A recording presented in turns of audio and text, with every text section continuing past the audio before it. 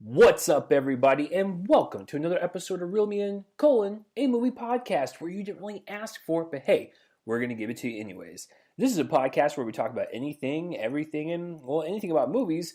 I'm one of your co-hosts, Chase Lee, and hey guys, listen, if you were searching on the internet for another movie podcast, I know it's oversaturated, and I joined in 5 years ago at the wrong time, but if you are looking for a movie podcast to kind of, share your interest with, or even, listen to someone that you disagree with vehemently, then and you came across this one. Well, hopefully you stick around. The Reel Me In community is really nice. I really like everyone that listens to this show. I like hearing what my co-host thinks about stuff. It's just a really great community to talk about the one thing we love in the world, and that is movies. And so, if you are new to the show, welcome. If you're a returning listener, welcome back. But if you are new, what we typically do is we'll go over some movie news, some movie trailers that drop throughout the week, and we will commentate on them for you guys. And then we'll have, a review or reviews of movies that drop on said weekend that we do the show, whether they be a blockbuster, an indie film, two blockbusters, two indie films, a mix and mash. My co-host might have a surprise review. You just never know what's going to happen. I think that's the joy of it. It will always be a surprise for you guys. And of course, the box office results to accompany that. This is episode 244, and the main review in question, the one that is on trial today, that would be the Happytime Murders, and should be an interesting one. That's all I'll say. And then, of course, my co-host will have a surprise review, but he will not drop that until it is time to review said movie. And speaking of my cohort over there, Joseph, how are we doing this week? It's getting towards the end of August. We're about to start the fall time. So, once the seasons change, I don't know if you guys know this, but once the seasons change, Joel changes as a person. Like, he's a completely different person. I don't know if it's just like a seasonal thing or, the moons or whatever. I think he's part wolf, but I'm not going to say anything to him. But, Joel, how are we doing this week? No, the thing is that I'm a vampire, and if okay. if I go out in sunlight, I sparkle. So no, it's been a pretty good week. I guess not a whole lot happened. I did. This is a fairly big piece of news, just personally speaking. I haven't watched them yet, but okay. So I'm a big fan of the YouTube channel WatchMojo.com. It's also a website, but it's primarily a YouTube channel. They upload all of their stuff on YouTube. And for the last month or so, I've been really fascinated to try to find movies that are really hard to find. Working at a store where we have this insanely huge kind of, I guess, register of movies that we can buy and that are in our systems. I've become fascinated by the ones that aren't, movies that never were released on DVD or released in general. And so Watch Mojo just recently had this video of the 10 hardest to find movies. And I have been – this is really interesting. So I didn't realize that this site could be used for this. But and I'm guessing it's not entirely legal. But in any case, archive.org, literally just the Wayback Machine – has copies that people have uploaded to the site of two movies on that list. The one of them is really surprising. It's a Beatles documentary called Let It Be. It's about the recording of their final album, and they blocked its DVD release because it makes them look bad in some way. But archive.org has a copy of that if anybody wants to go watch that and has been wondering about it. And then also the big one. This is actually one of the most infamous movies in Disney's repertoire.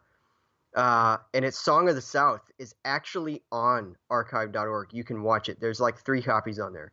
So at some point I'm going to be watching those. That was probably the biggest thing that happened this week. I found that out. Partly through our friend Mark Dusick, who found the Let It Be documentary. And so I'm going to be watching those fairly soon just because there's nowhere else that I would be able to. They're not findable anywhere. But yeah, I'm going to be looking pretty tirelessly for the other ones on there that were released on physical copy at some point.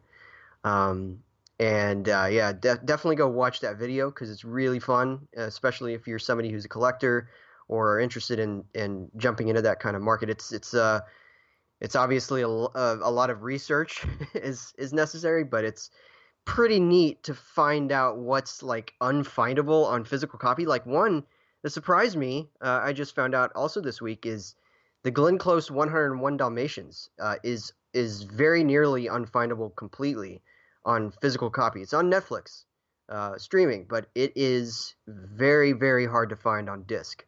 And so that's one that I really want to see. But in any case, yeah, it's been a fun week. Just been doing stuff like that, researching hard to find movies. So Well, that's been my week. sounds like an interesting, week. Mine was not like that. It sounded like Joel's doing more like Detective Sherlock work over there, and it was a lazy piece of crap that just watches movies on the couch. But yeah, on Tuesday I saw Crazy Rich Asians. Hmm? Joel reviewed it way better than I could ever do it. The thing with rom-coms, folks, is they're either bad, okay, solid, or one of the best things ever. Those are the only 4 categories I ever put rom-coms in, and I would put Crazy Rich Asians as a solid movie. It's good. I mean, it's harmless, it's entertaining, it's fun. I do agree with Joel that the Kim Jong character, oh my god, it is some creepy stuff. I was like, why are people laughing at this? Like, It really seemed to me like they let a guy who's famous for improvising a lot of his stuff just kind of let him loose, and that's why I am not a fan of Kim Jong. I know that he's very popular among certain circles. A lot of fans of raunchy comedy like him, especially in the Hangover movies. But I'm not a fan of any of the Hangover movies, and in large part due to him and his presence and kind of what it represents for the rest of the movie. The rest of the movies, I should say. And I just think he's terribly unfunny, and this movie's kind of the very apotheosis of why he's unfunny. I think that he leans too heavily into the bits that he tries to pull off. And I think that the bit that he's trying to pull off here is that of, I don't know if he was an uncle or a father or what, but the creepy relative that nobody can stand. And it's just, yeah, he was the big blight on that movie for me. Well, I mean, I kind of agree with you to a certain extent about his improv comedy. I mean, most of the time it doesn't really hit with me, but I thought one of his better roles, and he did kind of, wing some lines, but he still stayed true to the character because he was an actual doctor, was when he played the doctor in Knocked Up. I thought, that was like a nice little role that, he kind of popped up in where it was like, okay, cool. Because that was the first time I ever saw him. I think that was also kind of before he really took off. Yeah, because The Hangover was in 2009. Yeah, and that's where, whatever his character's name was, that's where, not where people noticed him. Obviously, he'd been around for, since even an early episode of The Office, a couple of episodes really, where he was a member of Michael Scott's improv group. That's the first time I noticed him, because I started watching The Office, I think a few months before I saw The Hangover. And so I noticed him there. And so it was before he really took off, and I think that it was kind of before he started the rhythm of the, improvising and leaning so heavily into stuff, all of that. And yeah. Well, I got to give him props regardless of what people think, just because when you hear him in interviews and he's sitting there, talking with whoever the host is, and they're like, well, how'd you get into this business? And he straight up says, like, I used to be a doctor. I've always wanted to do stand-up and do comedy, so my wife said, go for it. And it's like he threw away a doctor career, and yes, he is successful in acting, but what if he wasn't? It's like he would have. Yeah, that's something that I was. Yeah, that was something that I was. I mean, not surprised because of any bad reason. It's just sometimes it's surprising to hear stuff about certain celebrities. So like, who was it that has a biology major? Was a biology major? I think a biology major, or like something. There was, and so you just are surprised just because you find it out later than a lot of other people, and I was surprised to find out just because it was apparently later than everybody else how smart Kim Jong is. Yeah. Just how yeah, I mean, it just not for anything nefarious, it just these things sometimes they take you aback, and yeah, it's pretty cool. So, It's crazy, um, but I mean, for the most part, besides him wanting to like feel up certain characters in the movie, it was still a solid, yeah, yeah, good time, it's and I good. would recommend it to anyone that's just looking for a nice, sweet, very harmless rom com. And then of course Thursday, saw the Happytime Murders, and I will get into a review in just a second, but later on, but I will say this: I went in expecting the audience to react one way, and they reacted another way. And I'll get to that in just a second. And I don't know if it was because of marketing. I think it was, but I don't know what it was. But it was a very odd theater experience. But I'll get to that when we review it. But there was something that happened that was kind of exciting to this show. I didn't realize it would take the time it did, but you know, when people submit podcasts and shows to certain like streaming sites, um, it takes a while for the site to approve um, to have the show on there.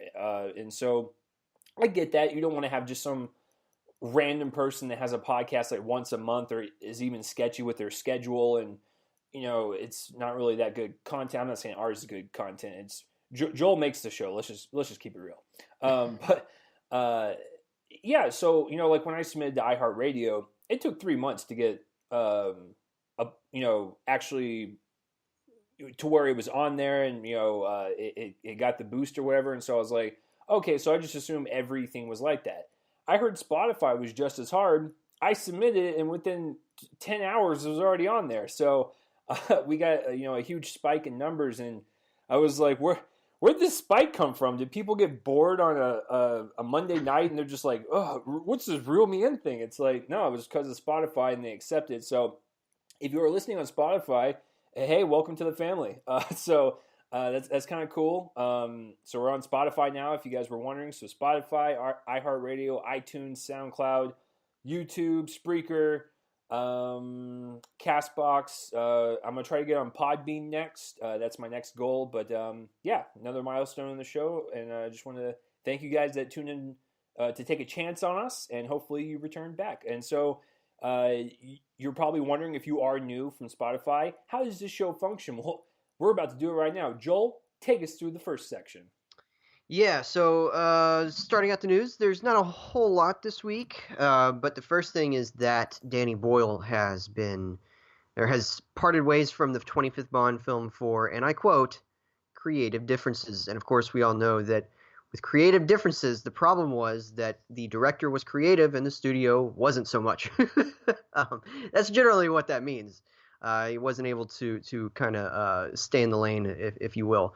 This is kind of unfortunate news because I felt like Boyle's style, this very, very kinetic style that I guess kind of reminds more closely, recently at least, of Quantum of Solace in terms of just it could have been similarish to that in terms of style, just because of the way he approaches action scenes.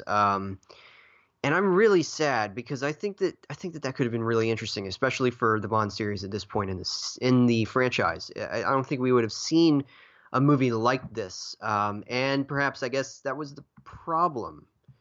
With Warner Brothers. So, is it Warner Brothers? Uh, well, because it was Sony, right? And then Okay, they I think the didn't they? rights were expired, and who bought it? I thought it was Warner Brothers, but maybe it's not. Maybe I'm confused. There's too many studios these days. In any case, I'm really sad about this. I think that this could have been a really interesting movie. Maybe it still will be if they get the right director. And as for the right director, it's probably the boring choice, I guess. And I'm still high off the movie, but Christopher McQuarrie has done a bang up job on the last two Mission Impossible movies, and I know it's just moving from one, spy series to another, but I think that he could be a good choice if they don't go, for instance, with Nolan.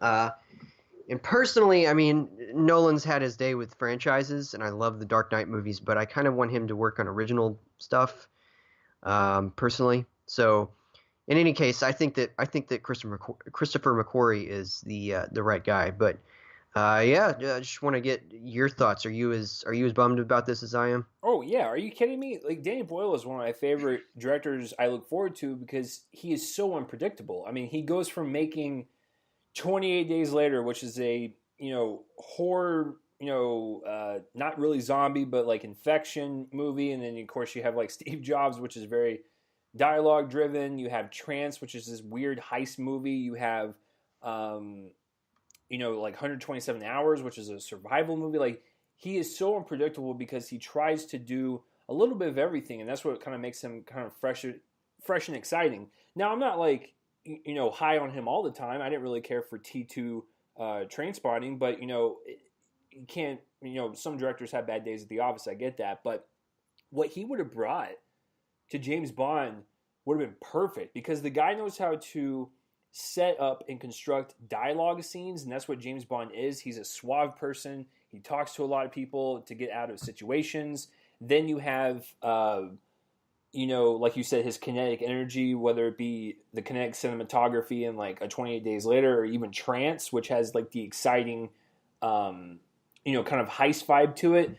He A could have lot, a brought lot of a lot of like Dutch angles and Yeah, candid angles exactly. and It's like all that. Yeah. it's just interesting. He's just an interesting filmmaker, and I think he would have brought like this breath of fresh air to James Bond. And let me just say this, folks, because I don't know if I've ever said it on the show, and I probably have.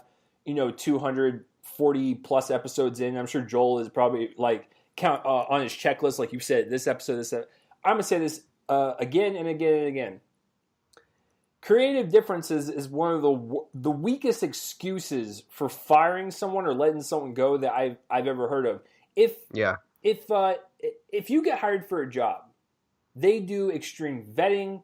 They look into your background. They ask what your ideas are, what your visions are, and if they agree to it, you sign the contract and you go about your day. You come to work the next morning and you start on the project.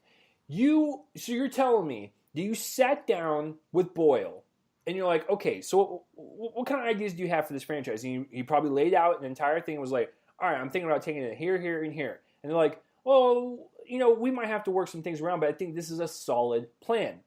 And then 2 months later, you have them going, oh, you know what? We just decided to change everything, so we're gonna let you. Like that's not how businesses work. So why do movie studios work like that? It's just I know this has nothing to do with it, but it I guess kind of it goes back to the James Gunn situation. It's like you looked into his background and you still hired him, and now you're flip flopping. It's just I just wish studios could sit these people down, get their plans, and if they're cool with it, sign the contract and go. Now, the only reason I believe studios should ever fire a director is if they're acting, asinine and they're like, coming to work drunk or coming to work late or they're just a really bad toxic energy on set, then yes, you need to step in, course correct, and do your thing. But in terms of creative differences, that's a weak excuse. I've never bought that in my life. To go to Joel's suggestion, I'm kind of in agreement with you. I'm super high on Fallout to where I think McQuarrie would do a great job, and I know I know Scott Mendelson jokes a lot on social media, the gentleman that writes for Forbes, but I would want Martin Campbell back to come back to do another Bond movie. He did Casino Royale, Yeah.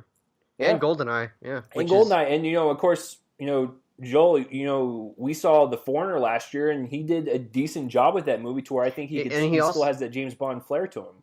Absolutely. Yeah. I mean, he's had a couple of stinkers. I do Oh, of not course. like. I do not like The Legend of Zorro, for instance. I love The Mask of Zorro. And that was we also, are not and that going was to also discuss him. Green Lantern ever. Green Lantern, yeah. And he also did a solid job with Edge of Darkness, the Mel Uh, Gibson, yeah, which I liked that. It's more solid as a character study. I think it's a lot so it's like more. The Foreigner almost. Yeah, Yeah. almost. Yeah, they definitely go together quite a bit. In fact, they're kind of about the same thing almost. There's a father, uh, avenging his daughter's death. The both movies, different motivations behind the attacks in the movies, but they're very similar in that way. I wouldn't be surprised actually if Edge of Darkness is why he did The Foreigner. Mm. I assume that somebody probably looked at that movie and yeah. So Yeah, really solid director. I think that I like GoldenEye a lot. That's one of the few Bond movies um, pre Daniel Craig that I've seen, and it's an excellent action picture and really, I mean, kind of dumb, of course, but that it comes with the territory Whoa, with wait, this. wait, Joel. Because is that the one with Denise Richards? Don't think so. I'm not sure which one that one is. I think Oh, never mind. That might be the world is never enough or whatever. And yeah. because when you said it was kind of dumb, I was about to be like, "What? Denise Richards as a scientist is dumb?" Well, Joel, that's just Yeah, I'm gonna have to look that up because maybe it was. I I have don't no clue. know. To be honest with you, the only Pierce Brosnan one I ever saw was I think I saw 40 minutes of Die Another Day. I was just never a big Oh, Bond fan until I saw Casino Royale. To be it honest is with The you. World Is Not Enough, by the Oh, way. okay. World is not enough. Yeah, Excuse me. which is yeah, that's the one that she was in, but um, which was Michael Apted. Okay. But in any case, yeah, just really solid director. And again, I urge people. The '90s was one of the best documentaries for blockbusters. I maintain that. There are some. I mean, there are some bad ones, but there are some absolutely fantastic ones. And The Mask of Zorro is an excellent movie. Everybody's got to go watch that if they haven't seen it, or if they haven't seen it in a long time. It holds up, and it's really really good. So, and that's one that he directed. It's he directed both of the Zorro Banderas movies, and Legend of Zorro kind of wasn't very good, but he did a great job with Mask of Zorro, and so I totally respect Campbell as a choice, certainly, and he did a great job with Casino Royale. So Oh, I it's think so that good. I love that one. yeah, yeah, that one's as good as Skyfall in Yeah. my estimation. I think that those are both, and I think that Quantum of Solace gets a bad rap, and then Spectre's boring. So I do not like Spectre, but I like Quantum of Solace, and I love Casino Royale and Skyfall. So, all right, then the next one isn't really news so much as it's something that I wanted to talk about real fast. So, there was, and I actually don't know if this was released this week. This is the first time I've seen it though. A banner came out of Spider-Man: Far From Home. Now, and this has actually sparked quite an interesting response. There's one half of people who are really, I guess, kind of fake outraged about the fact that they're going to be marketing this already, and that kind of, in their estimation, kind of devalues the ending of Avengers: Infinity War just because we know that Tom Holland's going to be in this sequel, which comes out only 2 months after Avengers 4, and we're going to talk about that in a second. So that's the first part. I think that that's kind of nonsense, just because for right now we actually don't really know what's going to happen in Avengers 4. We can't really guess something like that because again, we just don't know what's going to happen. I think that is kind of a dumb. It's just kind of a dumb source of outrage to me. The other thing, though, is actually a fairly interesting. Um, okay, so how are they going to market Avengers 4? Because all right, so I feel like they kind of screwed up some important. I feel like they kind of screwed up the release dates of these movies because here's how this went down. So this year you had Black Panther come out in February. That's fine. It kind of dominated that market. That's a great way to do that. They then release Black Panther. I'm sorry, Avengers: Infinity War 2 months after Black Panther, right?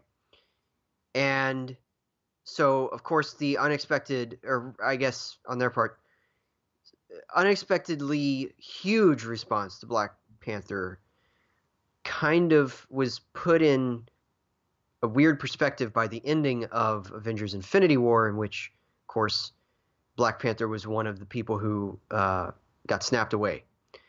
Um, and then they release Ant-Man and the Wasp, 2 or 3 months after Avengers: Infinity War as kind of this, a lot of heavy stuff just happened. So here's a nice little, fun movie, at least until the middle of the credits. And then they do something interesting. And I feel like they I know that 4 movies in a year is a lot to deal with, but I feel like they missed an opportunity to put Captain Marvel in like a November slot. I feel like they would have been able to get away with it because they're Marvel. And I feel like then you wouldn't have this weird like conference of 3 movies one after another within like 5 months of each other next year.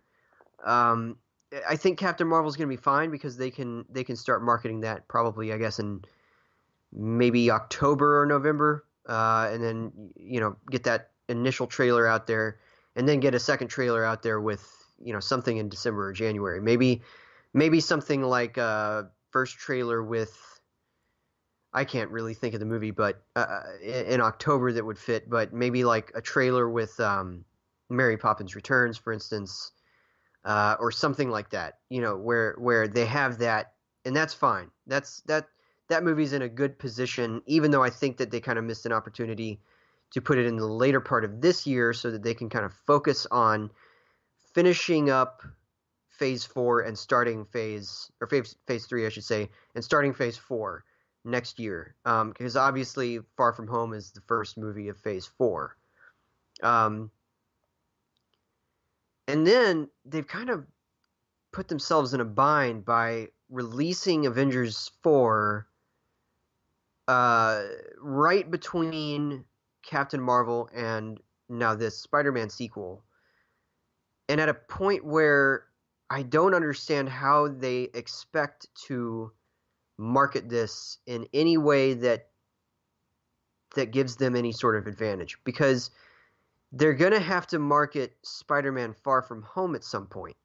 And if we don't know what's going on in Avengers 4, unless like they contrive to have Spider-Man come back from whatever state he's in right now, like maybe in the mid-credits of Captain Marvel for some reason, then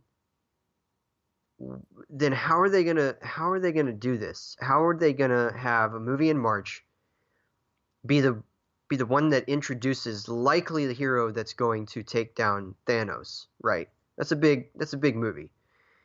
And then we have the big movie, the big payoff to just about everything. I mean, as much as Infinity War was a payoff, this one is even more of one because, of course, Infinity War was half of a payoff, if you will. It's half of the story, roughly.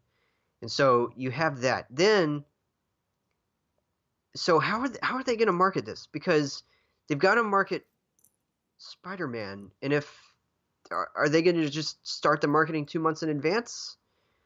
Because I know that, who was it? Jermaine Lucier over at IO9 was saying that's probably what they're going to have to do. But how do they expect to get away with that? And yeah, I just have a lot of questions about this. Do you have any answers?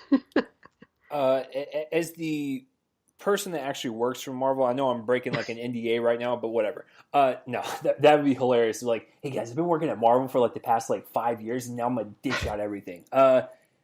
Okay, so people being outraged by the banner, whatever. I mean, Joel and I know all the Marvel movies coming out between now and like 3023, so like we already know what the lineup is, so we're not going to be shocked. Like, oh my God, Spider-Man's coming back for his sequel? What the? Okay, okay. So now that Joel has brought this up and he has pitched it in this way, I actually kind of agree with him, and I actually think this is a good way to kind of come out in the forefront and beat Warner Brothers. So what do I mean by that? Joel mentioned to move Captain Marvel to November. I think that's brilliant. It put it in that Thor Ragnarok, Doctor Strange spot, which they've been doing for the past couple years, and capitalize on that kind of like Thanksgiving kind of family type of season.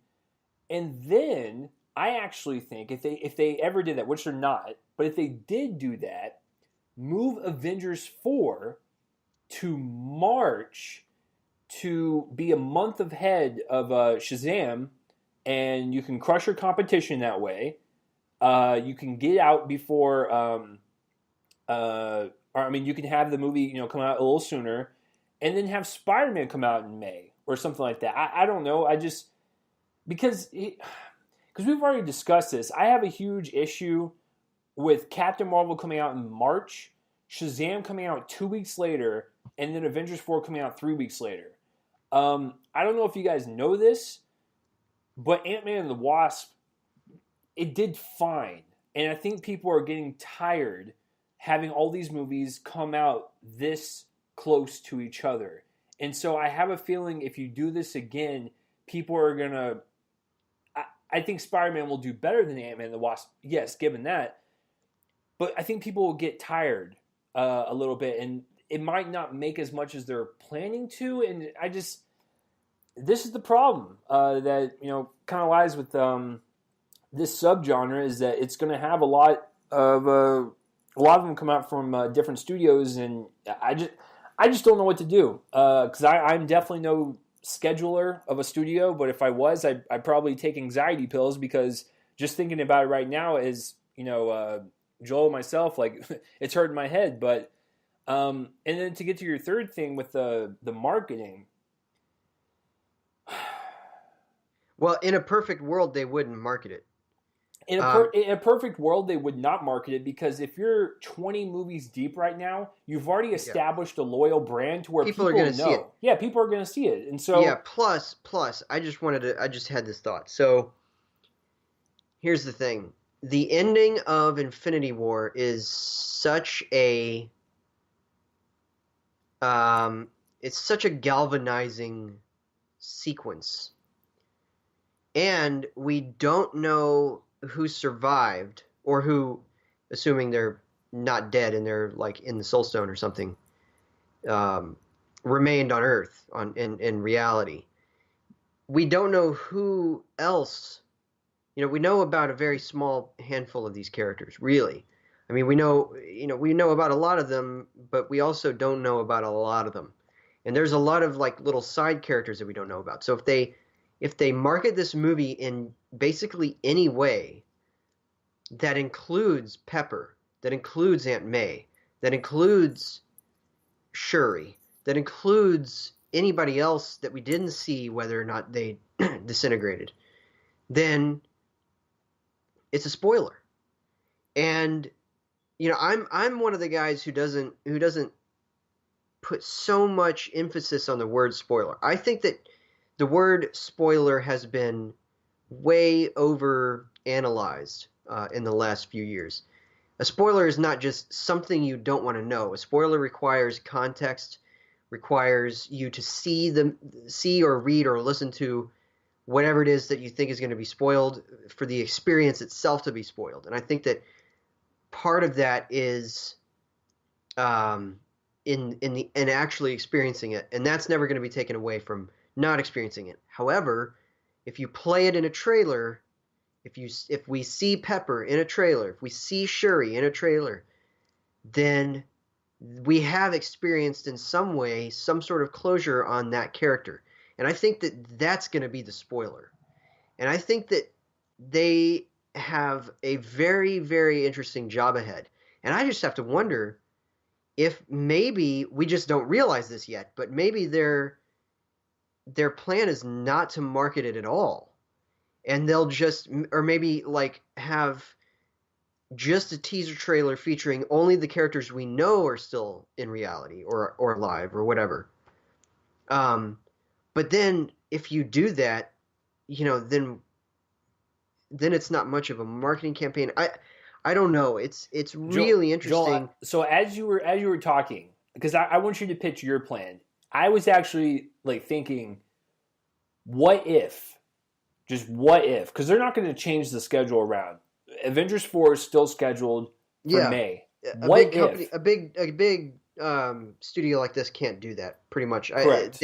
I don't think they've ever actively moved something ever this close to its release. Like they've shifted around dates and stuff before, but way early on, before there was really any shooting. Yeah. Now, just like yesterday or something, we learned that Guardians of the Galaxy 3, The filming's been indefinitely delayed, but it didn't start filming. So that's like the closest I think that we've come is 2 years. Because it's supposed to come out in 2 years. So that's that's the closest. But anyway, go ahead. So, like, what if they did something crazy like this? Because this is how it's going to go down, but I think it'd be better if they did it this way because of the whole secrecy and everything. And that marketing team, God bless you, they're going to have heart attacks. So, here's how they're going to do it. They're going to do it exactly how they did in Infinity War. They're going to have the initial trailer release in the end of October or November. They are going to have a Super Bowl spot, and they're going to have one final trailer to announce that tickets are on sale a month ahead of time, and that's it. That's how the marketing is 100% going to go. Here's what they should do. I actually think they should save their money and blow their load on this one day because this is going to be one of the biggest movies next year. I actually think this movie is going to eclipse all Warner Brothers movies, superhero-wise. I think it's going to eclipse Star Wars. Avengers 4 is the hot ticket for next year. So why not market it on the biggest day in television all year and drop your first ever trailer and spend all that money on a 2-minute or even a minute and a half trailer during the Super Bowl? And that's when you drop the very first one. And then drop one 30-second kind of like tight little trailer like a month before the movie to announce the tickets are on sale, and that's it. That's the way I would do it. But the way they're going to do it is it's going to mimic Infinity War. We're going to get at the end of October, Super Bowl spot, and then a month ahead of time. That's all we're going to get. But I really wish, just to shock everybody and kind of pull a Cloverfield paradox, don't tell anyone when the trailer's dropping. Drop it during the Super Bowl. Get people talking.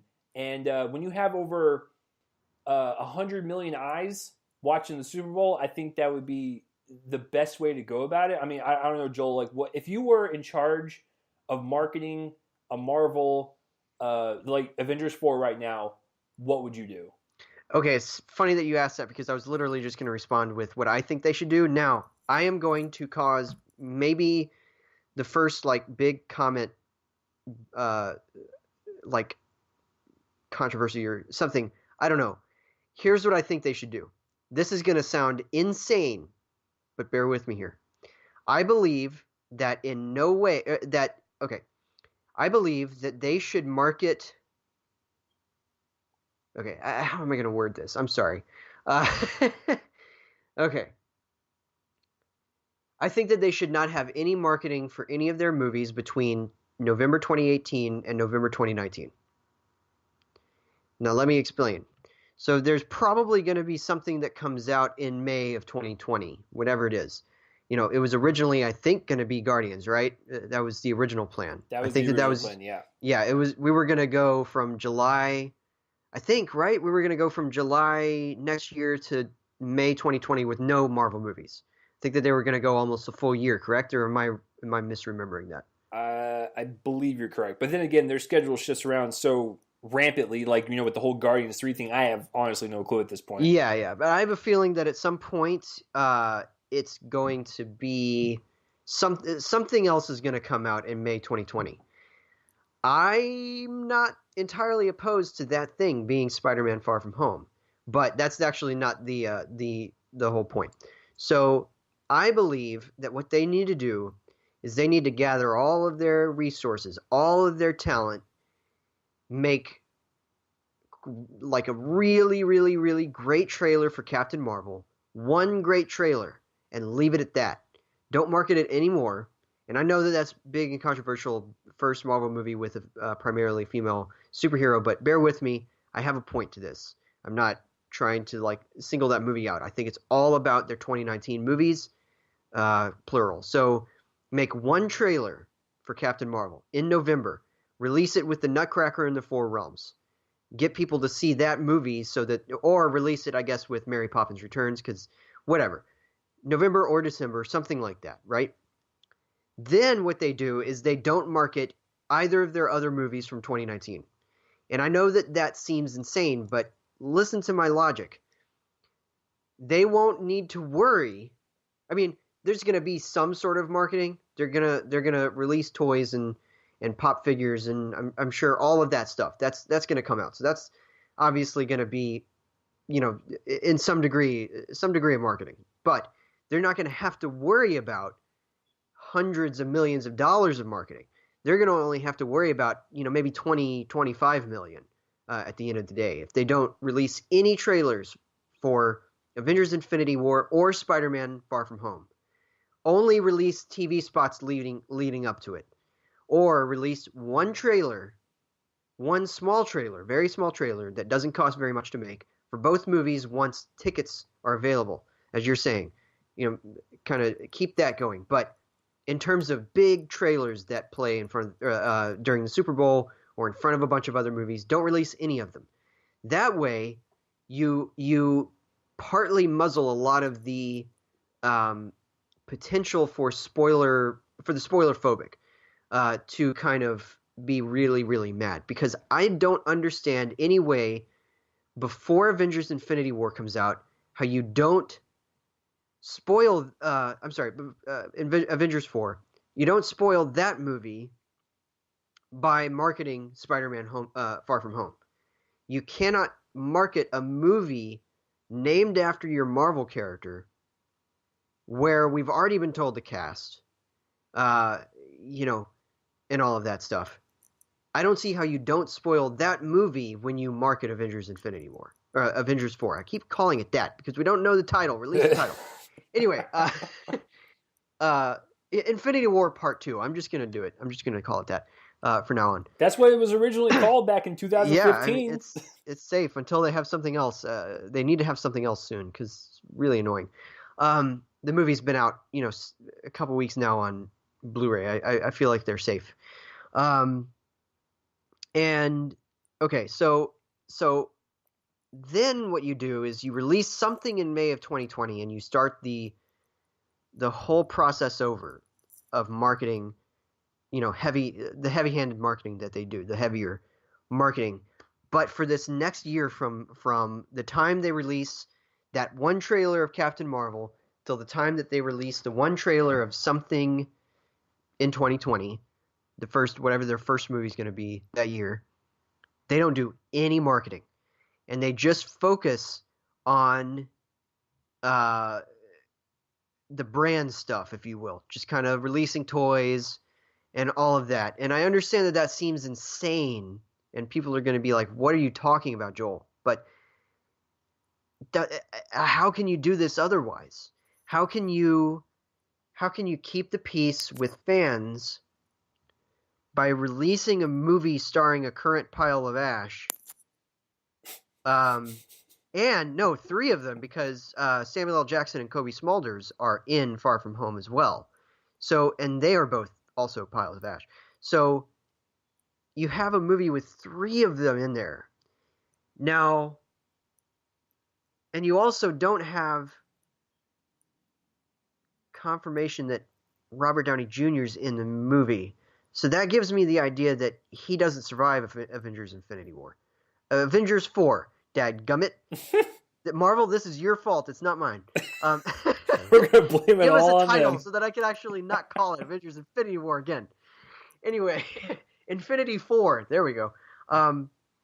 No, but how can you do this? Like, it just... Well, and I didn't even think about this until now. Or what they need to do is they need to bite the bullet and switch. No, because Captain Marvel's going to be in Avengers 4. So I was going to say switch those 2 movies. I don't understand. Here's the sad truth about all of this is that obviously Joel and I are correct and all the marketing team over there is wrong because they've kind of shot themselves in the foot. Yeah. The sad reality is Marvel Disney has no control over Spider-Man. So if Sony wants to market Spider-Man Far From Home in December, they can do it. They actually can do whatever they want, and That's true, but here's the thing. they also know how to reckon with reality, and they Correct. know that their big character has disappeared. So I don't think that they're just gonna market it in December. I mean, they can, and they're certainly allowed to do that, but I don't think that they're just a bunch of machines over there that are thinking about marketing. They are also put in this position because their character that they gave to Disney to do with, at least for these, few movies, um, is gone right Hmm. now. And they know that. They are fully aware of this fact. And I think that they understand that there's got to be some tiptoeing around stuff here. Now, again, you are right that they can do that, but I think that they also have sense. And I think that they will understand that they have a fight ahead of them in terms of being taken seriously in their marketing. And Yeah. they want to do that. I know Sony's kind of lazy about some of their stuff, but I don't think that they're lazy about this. This is one of their prize, pigs, if you will. Yeah, I mean, It's if they screw up Spider-Man, they know that their company is not going to last much longer. yeah, and their agreement with Marvel. So Correct. I think that first of all, I mean, good on Marvel for bringing in Spider-Man and then making him die. Yeah. Like You're just to, forcing Sony to do you're this. forcing Sony to do this because they're not going to be able to market anything unless they can unless he like for some reason comes back in Captain Marvel. Then and I understand that that's ridiculous because obviously most of this is going to take place in Avengers 4, but how do you do that unless you bring him back in the middle of the credits or something? I just yeah, I don't understand this. It's weird. It's really really weird. So, Until we know like more details, this is probably one of the most perplexing marketing like kind of schedules I've ever seen because they're going to yeah. have to work around Captain Marvel, Avengers 4, Spider-Man, and they got all of the, kind of Warner Brothers stuff around them. They have it's just such a headache, man. Like, ugh. Yeah. Joel, okay, I take that back. I'm glad that we're not in the business because we'd probably be dead right now. We would just die from over exhaustion and just be like, guys, I can't do this anymore. Yeah, it's really interesting. All right. So just one quick bit of news before we get to I'm sorry, two bits of news before we get to the trailers. The first one is that the production of Little Women got a bit of a shakeup. This, of course, is not the one that comes out in a few weeks from now from PureFlix. Yes, there is one, but the one that's going to be directed that probably comes out next year from Greta Gerwig, and it's a switching Emma's situation. Emma Stone is no longer playing the character she was playing, which I think was Meg. I think it was Meg. And she's going to be replaced by Emma Watson. So this is really interesting because, like it switches from a situation involving two major celebrity crushes for me, being in a movie, Saoirse Ronan and Emma Stone, to being, well, Saoirse Ronan and Emma Watson. So I'm super excited about this. I love those actresses and all of the people involved in this movie. Meryl Streep, Timothy Chalamet's in it. It just this whole thing is great. I cannot wait to see this movie. It's a great novel. I love the '94 film that that Christian Bale was in. I think he's the one that Timothy Chalamet's playing. So a bunch of great actresses. Kirsten Dunst, Winona Ryder. It's a great movie, and I think that we're due for another great update, and I can't wait to see how Emma Watson works out. Obviously, she's going to adopt an American accent again, so that'll be interesting. But yeah, very, very excited to see this. Obviously, still, and it's mostly because of Greta Gerwig, honestly, because she directed objectively the best film of 2017. Stop arguing, Chase. And It's Logan, Joel. It's Logan. that's a weird way to say Lady Bird. Okay. Well, you know what? Let's compromise and say they both start with the letter L. There you go. That's a good point. I'm really excited. This is definitely shaping up to be a great one. Yeah, I mean, it's one of those situations where when you hear actors drop out, you're like, oh no, who? Like you dread, like you have that like pit in your stomach, like who are they going to get to replace? You know what? Both of these women are great. To where like, okay, you drop Emma Stone, but you pick up Emma Watson. And I was actually discussing childhood actors, from particularly Joel and I's um, time growing up with like Macaulay Culkin and like the Harry Potter kids, and I was just talking with someone. I was like, man, like like who's actually like exceeded the kind of like stereotype of like the childhood star, and like has actually done work beyond their fame, and what have people have done. And I always go to two franchises that I've enjoyed watching these actors kind of blossom, and that would be the Twilight franchise with Robert Pattinson and Kristen Stewart, and then of course Harry Potter with Daniel Radcliffe and Emma Watson. And now I haven't seen much of Rupert Grint beyond Harry Potter. I'm sure Joel can say something right after I get done. I really can't. I think I've seen one movie that he did, Moonwalkers, from a couple years ago. But yeah, that's the only thing. Yeah. That's embarrassing. He's not done a lot of movies, honestly. He's done like maybe 4 or 5. He's mostly kind of been in the background. He took a big long break from acting after the when you make millions of dollars, I don't blame him. He can easily retire. I'm sure that he's living comfortably. He's doing fine. But no, we were just talking about like who is still acting like even better than they did back in the day.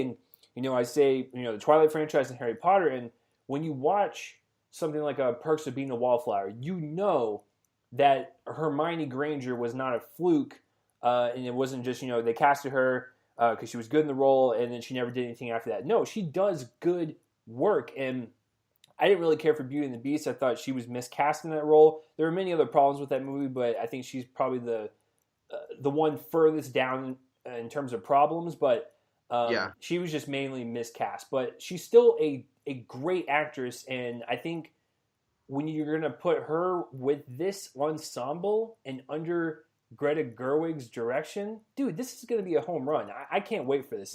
So even if Emma Watson drops out tomorrow, they're going to get someone that's still on the same playing field. Like Greta Gerwig's going to get good people for this movie, so I have no doubt this is going to be great.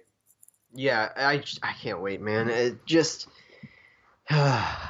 Greta. All right, and our last bit of news is interesting. So, but I have to start out with an interview that was given a few weeks ago, where I think it was on the festival circuit.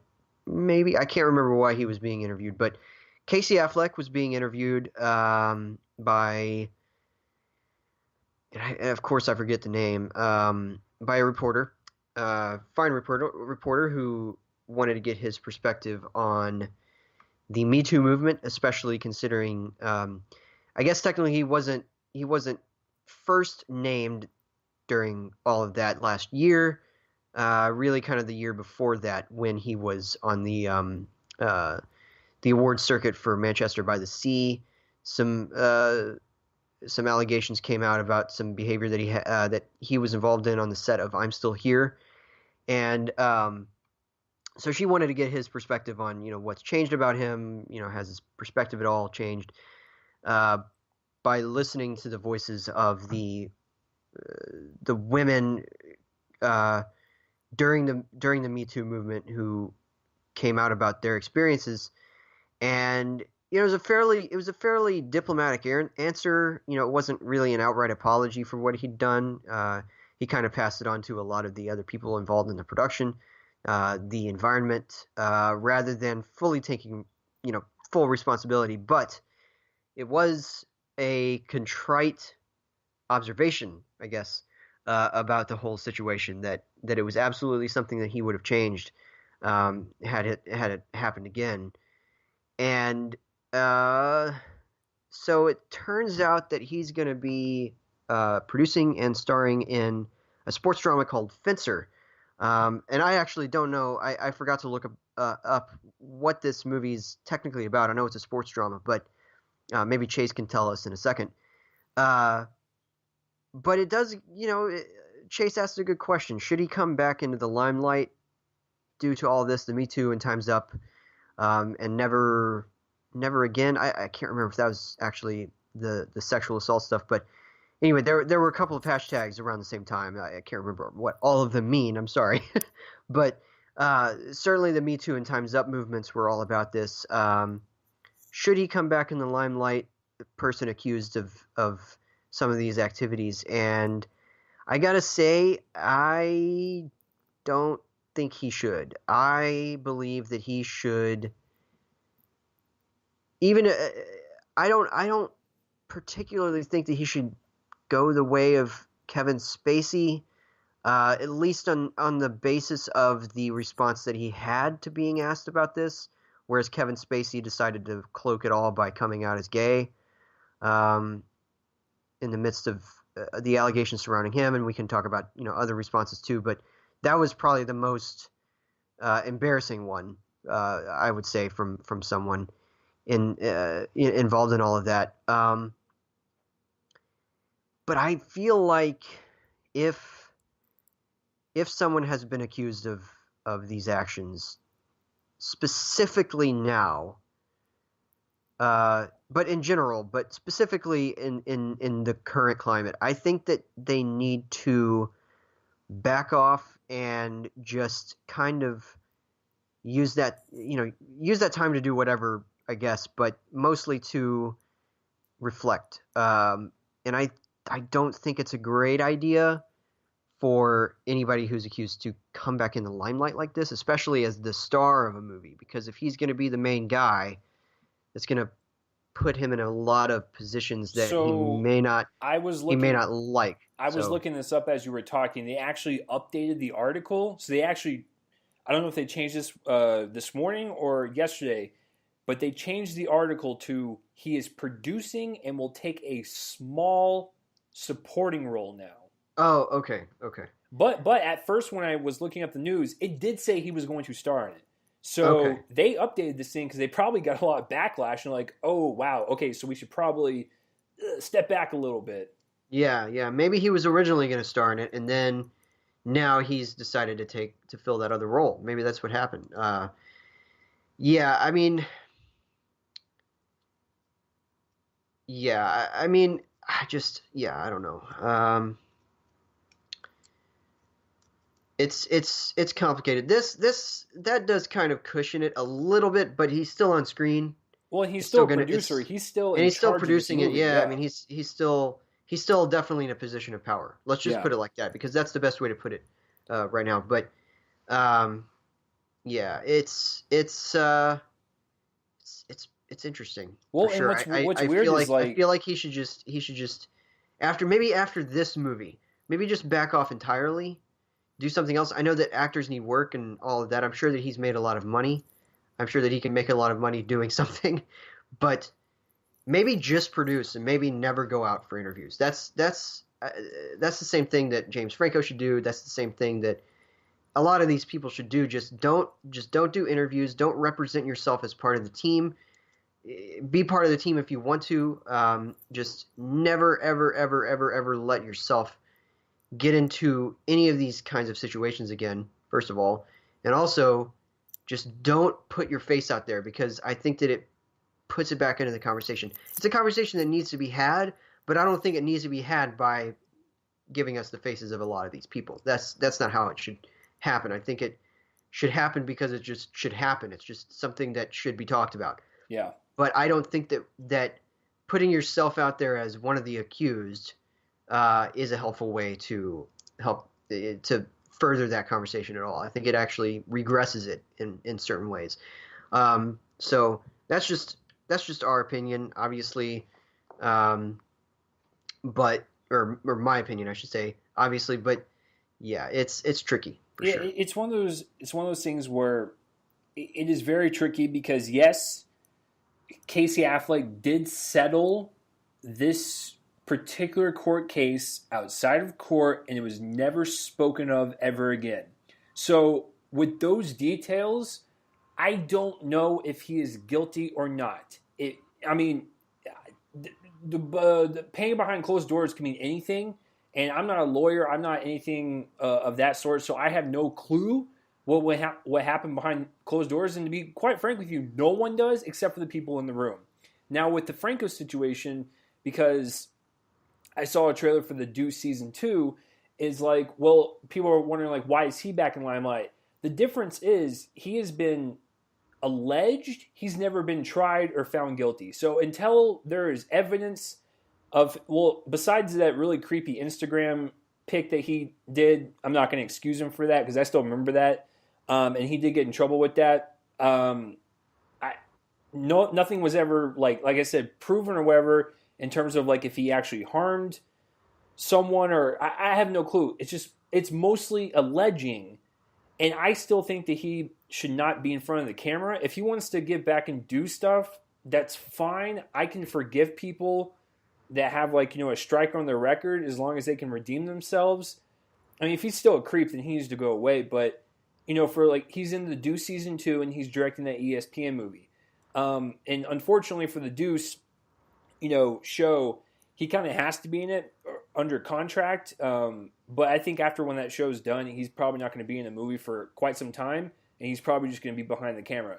In Casey Affleck's situation, if he did this stuff, to all those women on the set, I'm not going to excuse that. That is disgusting behavior, and he needs to go. But unfortunately, we do not know all the details because it was behind closed doors in terms of paying out outside the court case. So I don't know. But if we're looking at this particular situation, I don't think he should be in this at all. Like literally in front of the camera ever.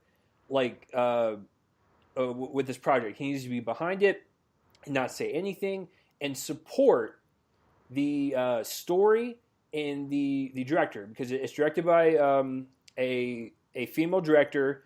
It is about a female fencer, and so I think that story should be the main focus of this movie, and showing this story directed by a female director. That should be the story and not him. So I'm hoping like he like you said, Joel, just take him out of like press tours, whatever. He needs to not be anywhere near this movie. But I guess if we're looking at, being devil's advocate here, I am kind of glad that, he's putting his resources towards, helping smaller filmmakers realize their vision, because this director is directing her script.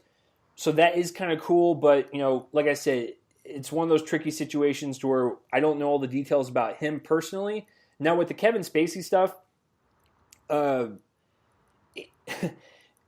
when you are accused of something and you come out as gay as a deflector, and there's just more and more, it's almost like the Bill Cosby situation where like if one person comes out and says it, I will sit back and go, okay, that's really messed up. I don't know if they did or not, but by the 30th story, you kind of have to believe them at that point. You're like, okay, I'm pretty sure they're guilty. Even after the second person, I'd be like, okay, they're probably guilty. Even if it's one person, I'm typically like, I need to wait to see more. With Spacey, like there was just story after story, and with the whole gay thing, and then him being fired and him going into a hole for the rest of his life, it sounds like he is very, very guilty, and that man should never be in a movie for as long as he lives. But so Joel and I are not experts on this stuff, but what we can tell you is that it's just it's a messy situation. I don't understand, for people that have a reputation in Hollywood, or people have heard stories or rumors and stuff. I just don't understand why you would hire people like that. I don't know, man. We're just two random movie critics that record this in our bedroom. We have no hearsay on big matters like that, so we can just kind of tell you, what's right and what's wrong, and that's where we have to leave it. All right, so to move on to the trailers this week, we have four really good ones and one kind of forgettable one, I would say. The first one is Outlaw King. This is the first of a couple of Netflix original films that we have. In fact, it's kind of heavy on streaming services this week. 3 of the trailers are from streaming services. So, this is the first one, and it is a period war epic about Robert the Bruce, played by Chris Pine, and it comes from director David Mackenzie, who made Hell or High Water a couple years ago, one of the best films of 2016. And this one looks really good. It's kind of a traditionally edited trailer. Kind of makes it look like your standard war epic, but I'm telling you, it looks way better than, like, say, Robin Hood or something. uh, I'm really a big fan of this trailer. I think it plays really well. It has a great sense of energy. It's really interesting to see from the director of Hell or High Water, and then to see the the images move into, whatever area this is, Scotland, I guess, and a lot of costumes and period costumes from the era that Robert the Bruce lived in, and definitely looks to be in the same kind of vein as Braveheart to me, which, hey, it's not so bad. So big fan of this trailer. It's not quite my favorite of the week, but we'll definitely get to that one a bit later. But yeah, really good, good strong trailer for this one. Yeah, I totally agree. I mean, when you talk about David Mackenzie, who directed Hell or High Water, which was one of my favorites of that year, I was looking forward to this one because I heard about it and I was like, oh, he's doing like a like a medieval war epic. Like, that sounds vastly different than Hell or High Water. And this trailer, it has a good flow to it. The cinematography is gorgeous. But the one thing I'm excited for is Chris Pine. A lot of people don't really see him as a great actor. I actually think he is a very good actor, and movies like Hell or High Water proves that he's a great actor. What I haven't seen from him yet is shine as a lead in his own type of epic movie. This is it, and this movie will prove to us, or at least prove the doubters out there, whether he's good or not, because he's going to have to carry this entire movie on his shoulder. Now, he's really great in ensemble pictures, whether you're talking about Wonder Woman or Star Trek, or even, I like that movie, The Finest Hours. He was really great in that too. So, like I said, he's always been consistently good. And even with exceptions like Hell or High Water, you see the talent. But I think this is the movie that's going to prove whether he is like A-list or not. And I think just the way the trailer is structured, and the fact that he's worked with Mackenzie before, I think this could be his shining moment, and I can't wait to see it. Yeah, for sure. It just looks really strong. I agree with what you said about Chris Pine. It looks like a really interesting, unexpected role. Oh, it's very unexpected. Like, when you watch the trailer, you're like, wait, Chris Pine in medieval times? This is strange. And Aaron Taylor Johnson's in there. Yeah, which is really neat. Looks pretty violent too. Which, hey, it's the era. All right, tell us what this next trailer is. Okay, so Joe and I love A24. If we could work at A24, that would be a dream. Wouldn't you say, Joel? Like, they make like classy, very like Oscar best picture worthy movies and nothing else. So, like, they never go outside the box, never try anything goofy or entertaining. It's just like they're always prestigious pictures. And so I'm really pleased to announce that A24, as they usually do, they drop a trailer every week. So this A24 trailer is called Slice, and it stars Chance the Rapper. Now, you're probably wondering, like, oh, wow, this is like super prestigious. And I'm telling you, I know. So let me tell you what this is about. When a pizza delivery driver is murdered on the job, the city searches for someone to blame. Is it ghosts? Is it drug dealers? Or is it a werewolf? So basically, a pizza place is built on the portal to hell. And so you're probably wondering, like, oh, wait a minute, wait, is it still prestigious? Like, yes, it is. No, I'm just kidding. It's definitely like a horror comedy vibe. It's something you don't see A24 do for the most part. They typically do the Oscar-worthy stuff. They might do like a fun little picture every now and then, but they kind of ventured into horror comedy one time with Life After Beth. I didn't really care for that one, even though I love Aubrey Plaza, but it's just, no thank you. But this one, I am all for. It reminds me of the same type of kind of like horror comedy style as what we got with Scout's Guide to the Zombie Apocalypse. I didn't really like that movie that much, but it kind of had that same vibe. But this one looks more entertaining, I guess, and maybe it's because it has a like a mixture of these supernatural creatures, not just zombies, where we're dealing with, uh, you know, like werewolves and a bunch of other like demon creatures and stuff. And it's such a it's such a weird concept. They even mention it in the movie as like a weird concept. They're just like, your pizza place was built on the portal to hell, and Paul Scheer's like, so what you're saying is my pizza place is built on the portal to hell? It's like, yeah, that's the movie. But I think in terms of vibe, over the top violence, the comedy, I think it all looks like a really, really fun time to where I think this could really just capture good business and good Halloween spirit in October, and then never watch it again, which is not that's not a problem with the movie. That's just the way some movies are built, and that's the way this movie's built. It's there to kind of capitalize on the Halloween season. I think it's a nice little, I guess, palate cleanser from the stuff we're gonna get with like The Nun or like Halloween or whatever. So, hey, listen, you know what? In terms of just like horror comedy,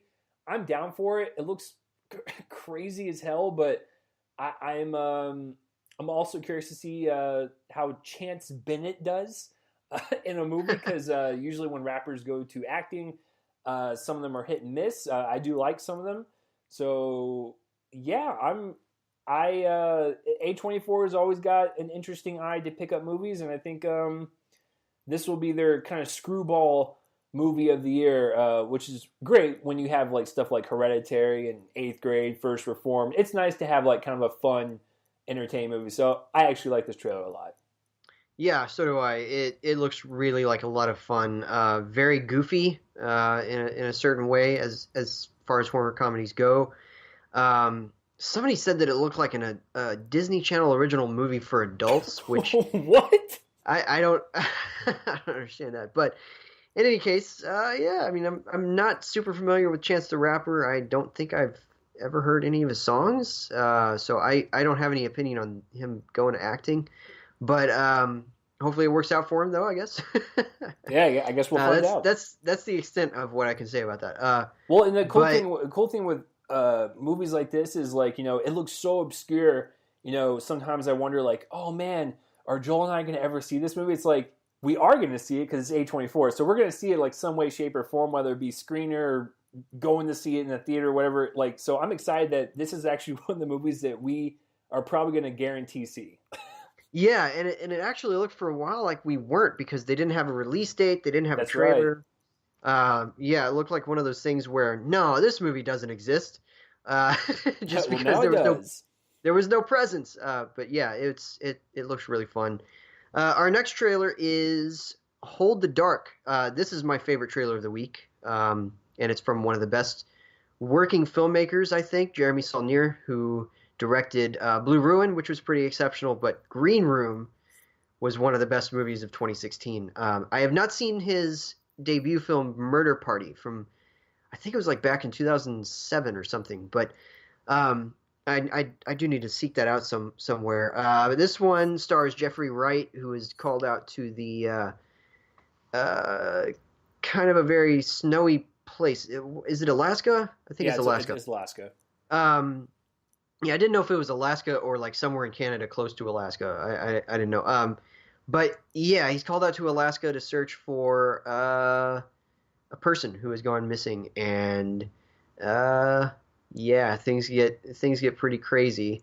Let's just say that I don't really want to give anything away.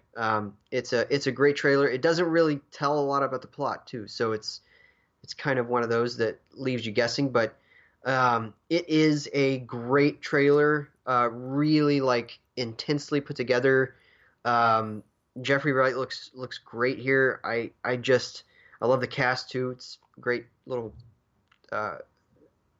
great cast. So I think that this hits all the marks. I love this filmmaker.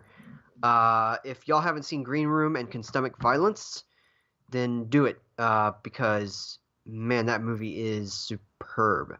And I guess also you'd have to reckon with the fact that that Anton Yelchin is in it, and that was, I think, came out right after. No, I'm sorry, came out right before his death. I think a Yeah. couple months. It was his last. It was his last movie released while he was alive.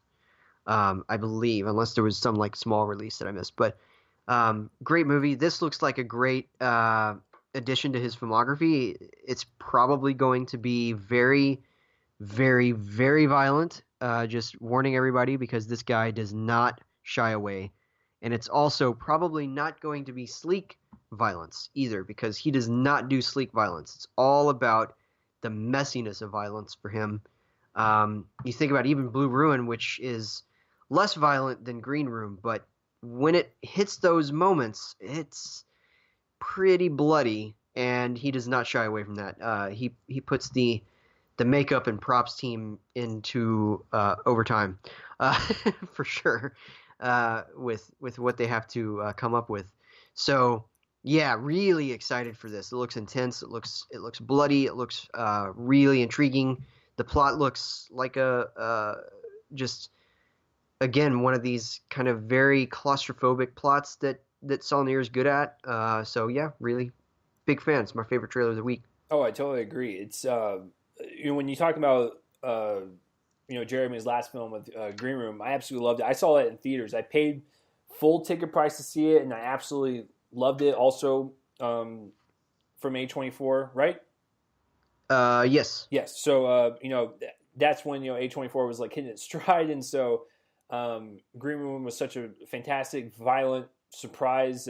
Whether you want to talk about the kind of subtle acting from like a Patrick Stewart, Anton Yelchin, or the grisly violence or the wonderful cinematography. The guy knows how to make a thriller. He just does. And this one looks like another one to add to his list. He's also working with Macon Blair, which is the gentleman that wrote Green Room and Blue Ruin. So it's kind of like the violent trilogy of these two guys. The cast looks great. I'm gonna go ahead and say something controversial because when I was watching the trailer and when it was done, I was like, this looks like a better version of Wind River. It does, and It does. Yeah, there's I very don't. similar milieux. Yeah. Yeah, I don't really care for Wind River that much. I know a lot of people love it. God bless you guys, but I just not. I do like some aspects about it. Some scenes work. Cinematography's great. Jeremy Renner, good stuff. But I just didn't. It didn't really hit the mark for me like a Hell or High Water or oh God, Joel. What was the other one that Taylor Sheridan did? Um, Hell or High Water. Oh no, Sicario. Sorry. Oh, Sicario. Yeah. Yeah. So, anyways, but this one kind of reminded me of Wind River, where it just feels cold and desolate, and you're just like you're just worried about everything that's happening because like it's such a vast land where these kids are missing, and what is Jeffrey Wright going to do? Like, where's he going to find these kids? Like, this is such a large area, and it just looks like a really great, cold, violent thriller, and there's nothing wrong with that. And if people have not seen Westworld at this point, I cannot stress enough how great that show is and how good Wright is on that show. He is such an amazing talent on that show, and he's always been great, but man, he really hit his stride when he plays Bernard on Westworld. It's such a great show. If you guys have HBO, please check it out. And if you were ever curious, like when you watch this trailer, like, who's this Jeffrey Wright fella? Well, guess what? He's in that show, and if you get hooked on him on that show, then you're going to want to watch anything that he ever does, and this is a great kind of fit for him. He kind of looks like a guy that would live in the wilderness, and people contact him to be like a detective, so I actually think it's kind of perfect casting on that regard. All right, so the next trailer, and kind of the spirit of Eighth Grade and Love, Simon. We've kind of had a lot of coming of age films this year and just kind of focusing on a certain time frame in a young person's life. And so we have another one called Summer '03. This one focuses on a 16-year-old girl. One of her grandparents dies, and I won't say what the last words were, but one of her grandparents dies, and so she's kind of in a funk. One of her family members has died, and she's trying to explore her sexuality, kind of grow up in high school and stuff. And so, it's just a traditional kind of coming of age tale, but I think the main focus here is who's the star. Like, who's the actor or actress that they're going to have focus on the coming of age element? And it's actually Joey King, and she is notorious for being in the very awful Wish Upon, but also being in stuff like a Conjuring. And the reason why I put this trailer on the list this week is because my girlfriend and I watched The Conjuring the other night, and that movie still holds up, and she's a really great actress in that, and she's younger in that one. So she's always had talent, and I've been curious to see where her career goes. And I haven't seen Wish Upon. I've seen clips online. It looks awful. I don't want to see it. But when you have stuff like this, it really is a movie that forces you to hone in on your acting abilities. And I think she looks good in this movie. I also like the cast of like Andrea Savage. She's really great. Speaking of Paul Scheer, he drops by in this trailer, plays her dad. Looks like it's gonna be more of a dramatic role for him, which is great because I think he's a funny dude. I was first introduced to him with The League, and he's been kind of branching out from that, show ever since it stopped airing. And so he's a nice addition. It doesn't look like as powerful as an eighth grade. I could be wrong, but I think what the trailer does is show us a really good coming of age tale with a potential lead role to kind of change Joey King's narrative in terms of her acting abilities, because right now she's got a lot of stank on her with Wish Upon, so I'm hoping she can kind of flip this around. But this was a good trailer. This is the forgettable one for me. I think it looks fine. I like Joey King. I think what was the first thing I saw her in? It's been years ago, actually. I've been familiar with her for a long time. I think ever since she's been a little kid. I still consider her to be a kid. She was in your one of your favorite movies of all time, White House Down. Hey now. That movie is great, and she's actually kind of terrific in that. But yeah, I think it looks fine. It looks painfully familiar to me. I don't know. Again, it looks fine. I really don't have much to say about this. Joel, that's actually surprising considering that you're like the coming of age guy of the podcast. Like you love these type of movies. Yeah, I just think that it looks. I mean, again, this is all about trailers and Correct. How they're edited, and I think it looks painfully. They're making it look like the most familiar, coming of age story, like just of all time. I don't know. It does have an interesting twist the way it starts with the grandmother and what she tells her granddaughter. I was like, okay. I mean, I guess I'm not as surprised by that, just because I've seen scenes like that before. Right. It was pretty amusing, but yeah, it just looks kind of familiar to me. I think it was funny because it was June Squibb saying it, and I was like, that is funny because I would never imagine her saying that. Yeah. Well, did you see Nebraska? I did see it, but she didn't say anything that. She said a bunch of stuff like that. Yeah, I don't know what you remember about that movie, but it's the wrong thing. It has been like 2 or 3 years since I've seen it, and I do own it because I love that movie. But yeah, maybe she's because she doesn't say it often in movies, and so when it's been a while and she says it, you still are shocked because it's June Squibb.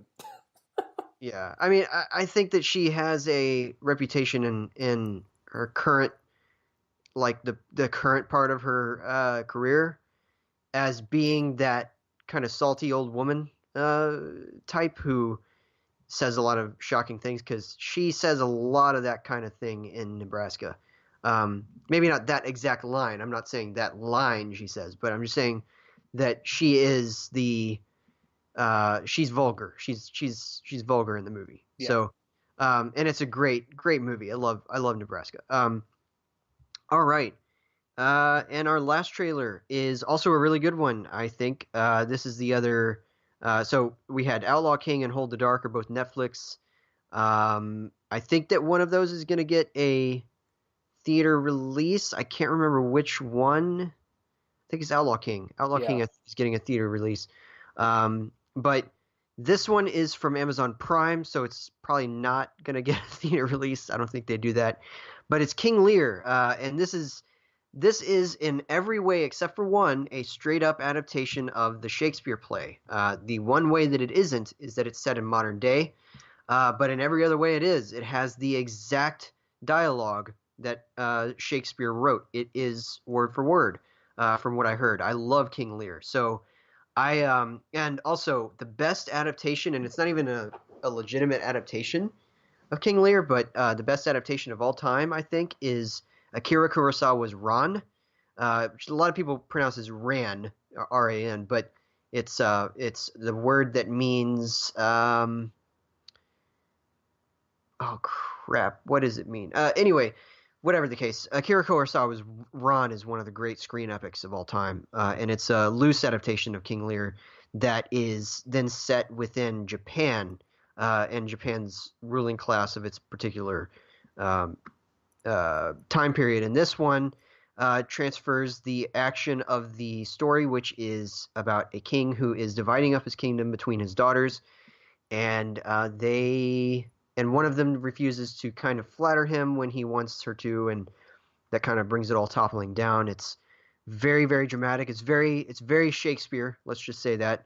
There's a lot of um, obviously by today's standards very troubling stuff that happens in the play, but this is Anthony Hopkins in yet another Shakespeare role. And if you guys haven't seen Titus, which is Julie Taymor's adaptation of Titus Andronicus, it is a masterpiece. I own that on DVD.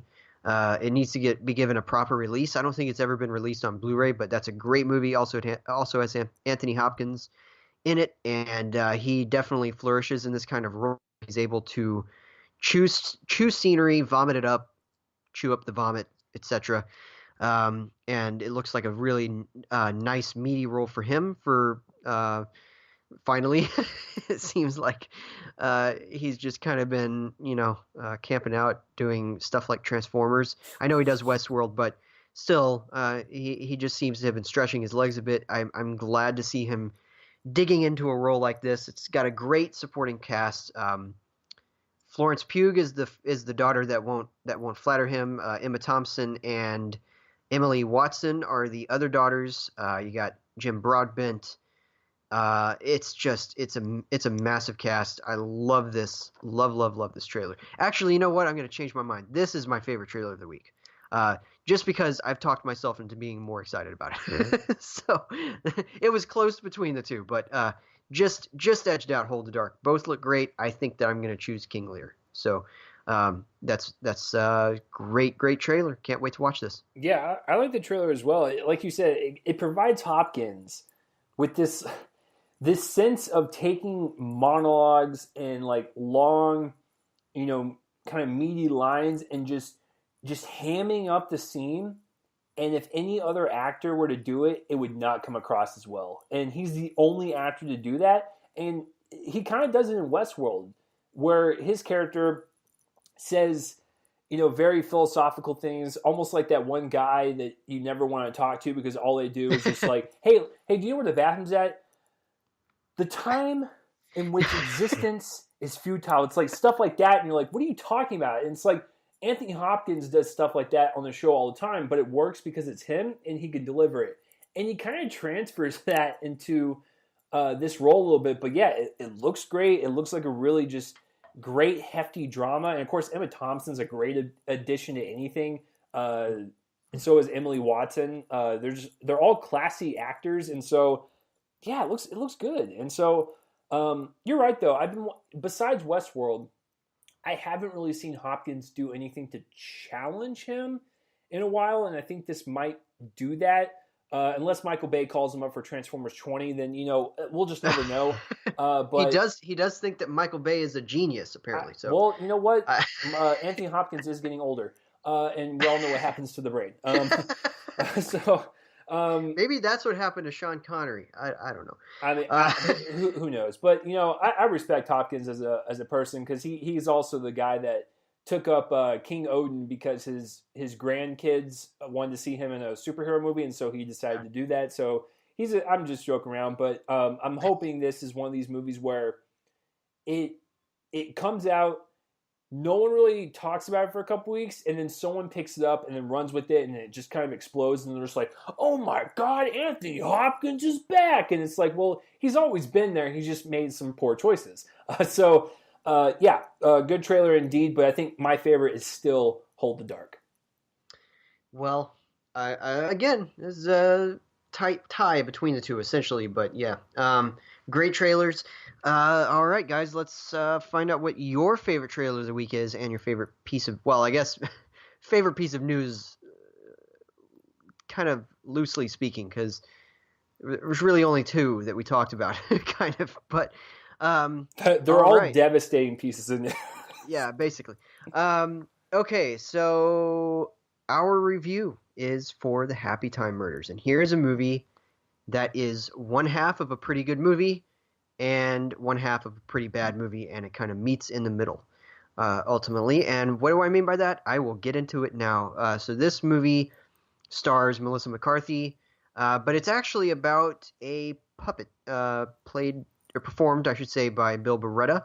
The puppet's name is Phil Phillips, and he is a washed-up former police officer. He's the last puppet to be hired by the Los Angeles Police Department. And his other claim to fame is that he is the brother of the star of a TV show that was popular several years ago called the Happytime Gang. And his brother played a police officer on that show.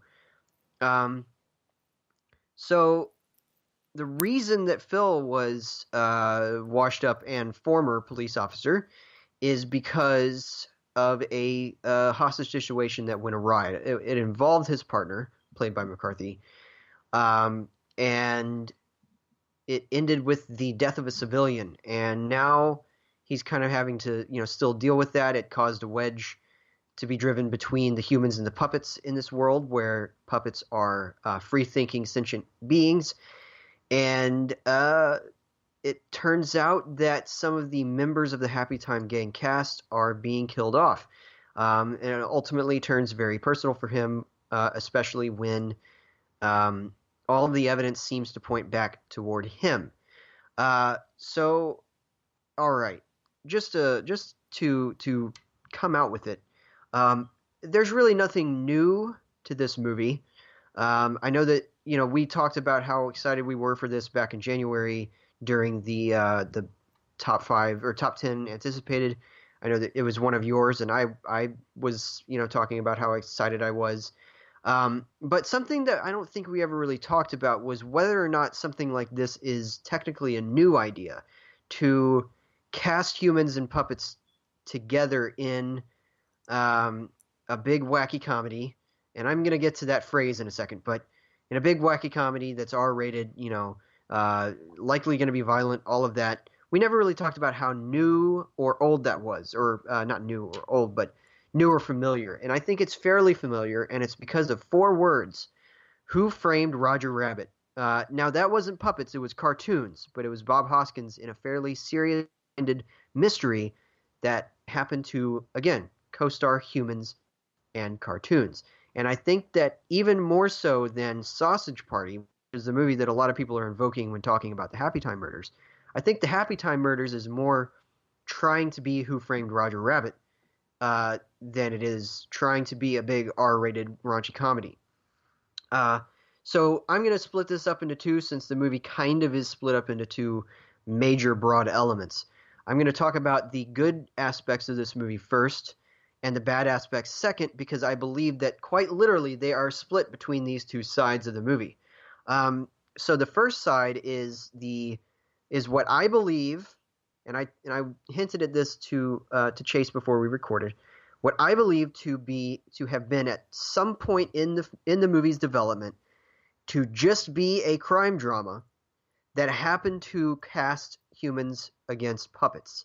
And the reason that I believe that is because large swaths of this movie are devoted entirely to the points of this investigation. Entirely. We have twists. We have major deaths. We have major revelations about pasts and motivations and character histories. None of them are particularly surprising. It's a fairly, when you get down to it, when it's a police procedural, it's fairly familiar. You'll basically tell who's the killer as soon as you see the character. It's not a mystery in that respect, but they do very much uh, focus entirely upon the points of this investigation. There are serious and sincere discussions of what should be done next. There are sequences of dramatic follow through to some of this stuff, especially when it gets very, very personal for Phil. There's a scene where there is absolutely, basically no comedy at all in the scene until they introduce a little bit of it. But the scene itself is built as a drama, and that tells me that at some point in this movie's development, it was just a drama. There was no comedy in this. There wasn't even satire or even any of that self-awareness that comes with a lot of the Muppet movies, for instance. That almost sort of comments on the fact that puppets are real and really are interacting with humans. I think that at some point there was none of that here. We see some of these puppets walking from afar, for instance, and that tells me that at some point this movie looked very different. And I think that this half of the movie is pretty good. I think that it's an interesting mystery. Did I say again? I'm going to say it again. It's not a new mystery. It's not a surprising mystery. It's not. It's very, very familiar, but it is an interesting case because I think that it builds with a genuine sense of trying to preserve surprises. Even if they aren't surprising, it's trying to preserve something that is a surprise. And I think that that's fairly smart. And I think that it builds smartly, and it also relies on some solid voice work from Bill Beretta as Phil, and a solid performance from Melissa McCarthy. Yes, I think she's quite good here. She's not given a whole lot to do, but what she does well, and she commits to the role in a way that I actually felt kind of invoked Michael Caine in The Muppet Christmas Carol. I thought that he actively gave a good performance there, and no wonder it's from the same director, Brian Henson, who came up with his father, the late Jim Henson, in the Muppet movies, and he directed two of them. The Muppet Christmas Carol is the better of the two, but it's a really good example of his prowess at handling this kind of material. And I think that even with this director and maybe even large portions of this screenplay, this movie could have worked.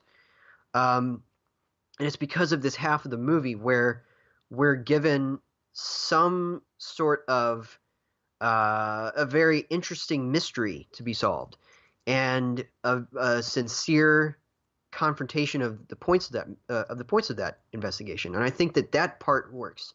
So, and we could maybe talk about how it looks very much like a TV movie. All of these Muppet movies look like TV movies. Let's just be honest. The filmmaking is not what we go for this. It's the same thing with if a Sesame Street movie was made or something. And I think that there have been a couple of those, like Follow That Bird, I think was theatrically released. That looked like a TV movie. The Adventures of Elmo and Grouchland looked like a TV movie. These things look like TV movies. So the filmmaking is not what you go for. It's very, very simply conceived in terms of the production aspects, but that doesn't really matter. It totally doesn't qualify as even really a thought. It's just kind of like like a note, something you put in a review that didn't really affect any sort of grading. Yeah, I think that just some of that dramatic energy is really well handled. And then we get into the problems and into the reason why I don't think the movie works.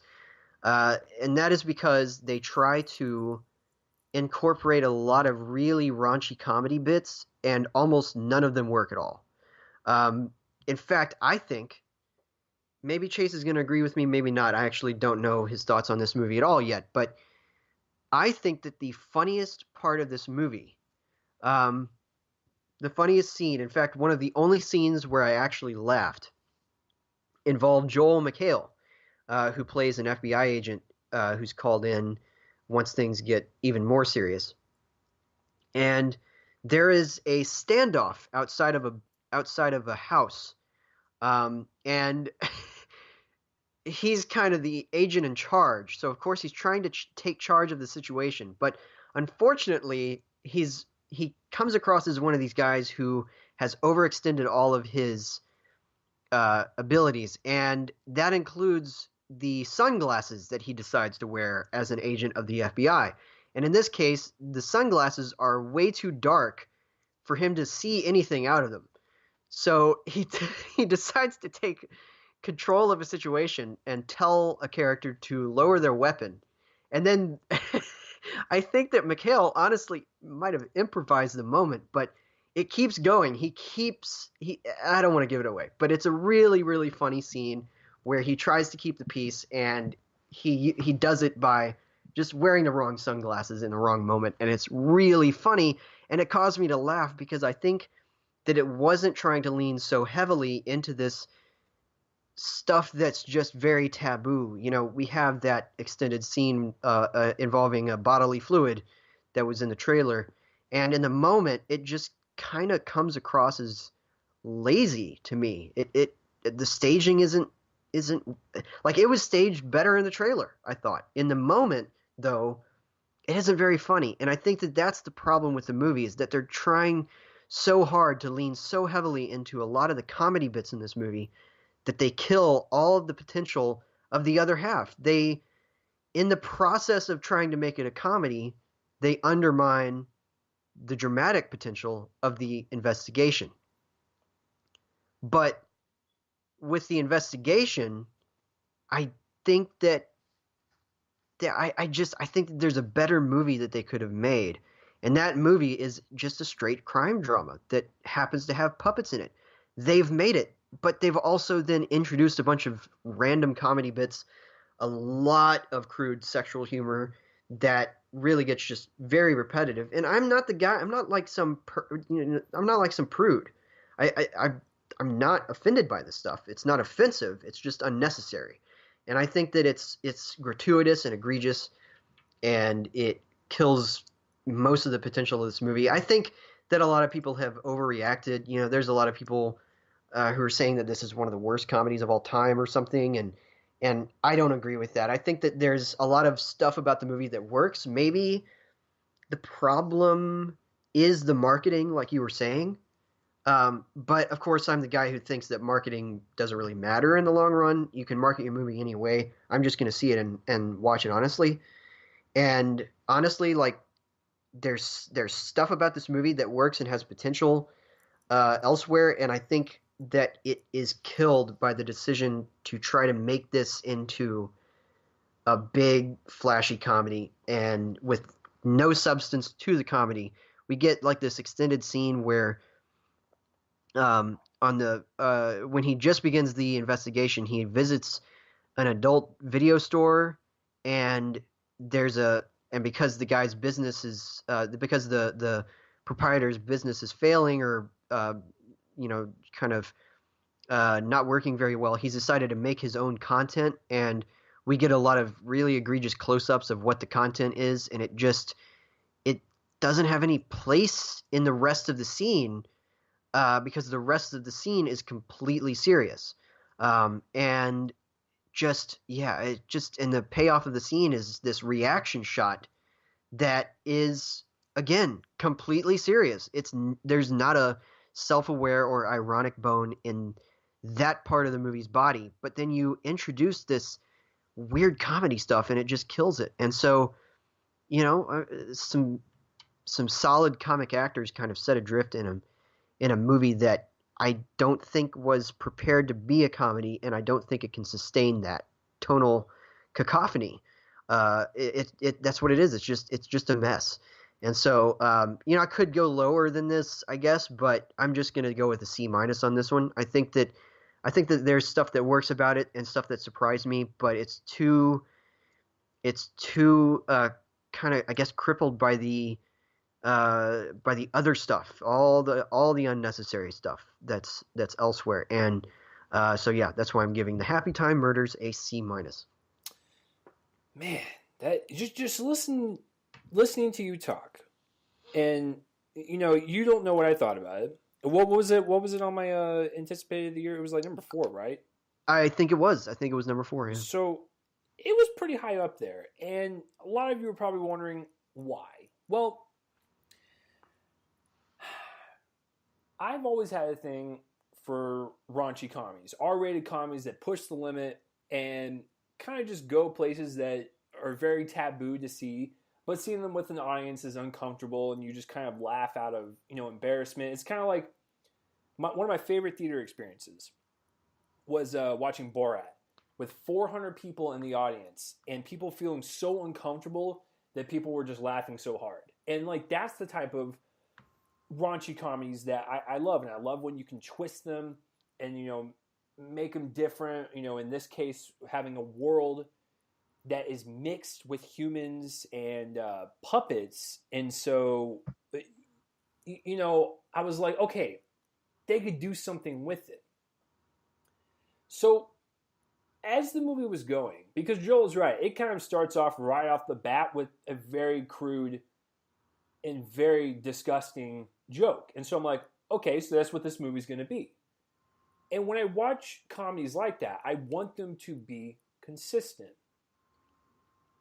When the movie keeps playing, Joel is also correct. There's a lot of dead air time where it focuses more on the dramatic weight of this murder mystery rather than the comedy. And so I was gauging the audience, and I was like, okay, like this is really awkward because I might be making fun of fraternity brothers in just a second, but I'm not pinpointing anyone, so don't get your panties in a twist. But the humor in this is like a bro movie, where like there were several people in my audience, so like we're laughing at some of the gross bits, like that was pretty great, man. Like they didn't say the exact word, but like they would say stuff like that every time they laughed. Most of the people that were in the audience came for the comedy. What surprised me, and I'll tell you if it was good or bad or not, was the murder mystery and the kind of dramatic weight of what Phil was going through. And I think that threw a lot of people off. And so I think the marketing really kind of butchered this and painted it in one light when they should have painted it in the other light. Now, Joel has no idea how I feel about it. And believe it or not, we actually agree. Like verbatim, 100%. I actually think this is a mixed movie, and it's one of the most confusing comedies I've seen in quite some time. So I'm going to go ahead and kind of do what Joel did and kind of do positive and negative, because I think it's literally split down the middle. And that's what's kind of frustrating, because they should have just chose one way and stuck with it. If they would have went the all raunchy comedy route, I may have not liked it. If they would have went with the murder mystery route and kept it like as a drama and all that stuff, I would have liked it. And so starting with the positives, I actually think the murder mystery element of it, it's fun. It's like one of those, kind of like light little, capers that you're just kind of following the clues and stuff. It was fun. You get invested. You like the characters that are doing the case. I loved Phil following him around. I never thought I would have gotten invested in a puppet's life like that. Like, so that was interesting how Henson, kind of manipulates you into feeling for this felt-made puppet. And I think it actually works. I think, his drinking problems were effective in the emotions and all this, guilt he has. Like, I felt that. I love that part. And I like this interaction with Melissa McCarthy. I know a lot of people don't like her. Understandably, she makes some poor choices in comedies every once in a while, but I actually think she's a shining spot in this movie. They have a good rapport with one another. It's a great chemistry. It's very abrasive chemistry, but it works. And, I thought she even had a couple nice comedic lines that she kind of snuck in there. And I was like, hey, that was pretty funny. I'll give her credit where credit is due. Another element that I actually really liked, and this is actually what I thought was the funniest part about the movie that no one, and I could be wrong, could have said this in reviews, but the ones I have seen or watched about this movie, they all talk about the raunchy comedy, understandably. Well, I actually thought the funniest moments in this entire movie was when they played everything straight. And when you have like these puppets are just walking, I was laughing because it looks so goofy. Like there's one shot in the trailer where they're at the beach, and it's a shot of like two humans and a buff like puppet, like trying to lift up this barbell. That's the stuff that tickles my funny bone. It's not them cursing or doing sexual gags. It's actually just them interacting in the world. And what makes it even funnier is, and maybe this is my dark kind of sense of humor, is when they kind of touch upon the discrimination of puppets, and they kind of like touch upon serious subject matter, but they say puppets and the sock people, and it's like, it's funny because it sounds ridiculous, but they're also kind of being touched upon with like, actual real life racial discrimination. I thought that's where the comedy was. I thought that's where it shined the most. I was like, okay, wow, this is really funny. I liked when Phil walked into the adult film shop, not because the gross gag that was happening, but just because it was puppets operating a shop, and then he kept bumping into people, and they had trench coats on. That is where the comedy was for me. I laughed every time they walked. I laughed every time they drove. I laughed every time they shot a gun or one of them, exploded with, cotton flying out. That is where I lost it in the audience, which was ironic because people in the audience were not laughing at those bits, just like normal interactions. They were laughing at the raunchy comedy jokes. And I'm like, maybe that's just my style of humor. And so that's kind of where my positives end. To be quite frank with you, I think the mystery is fun. I think some of the performances are fine. I think the voice work with all the puppets are great, including the gentleman that plays Phil. A very good lead that I loved following. And then, of course, the interactions of the world building with the humans and the puppets. That's where the comedy hit for me. And like just little touches where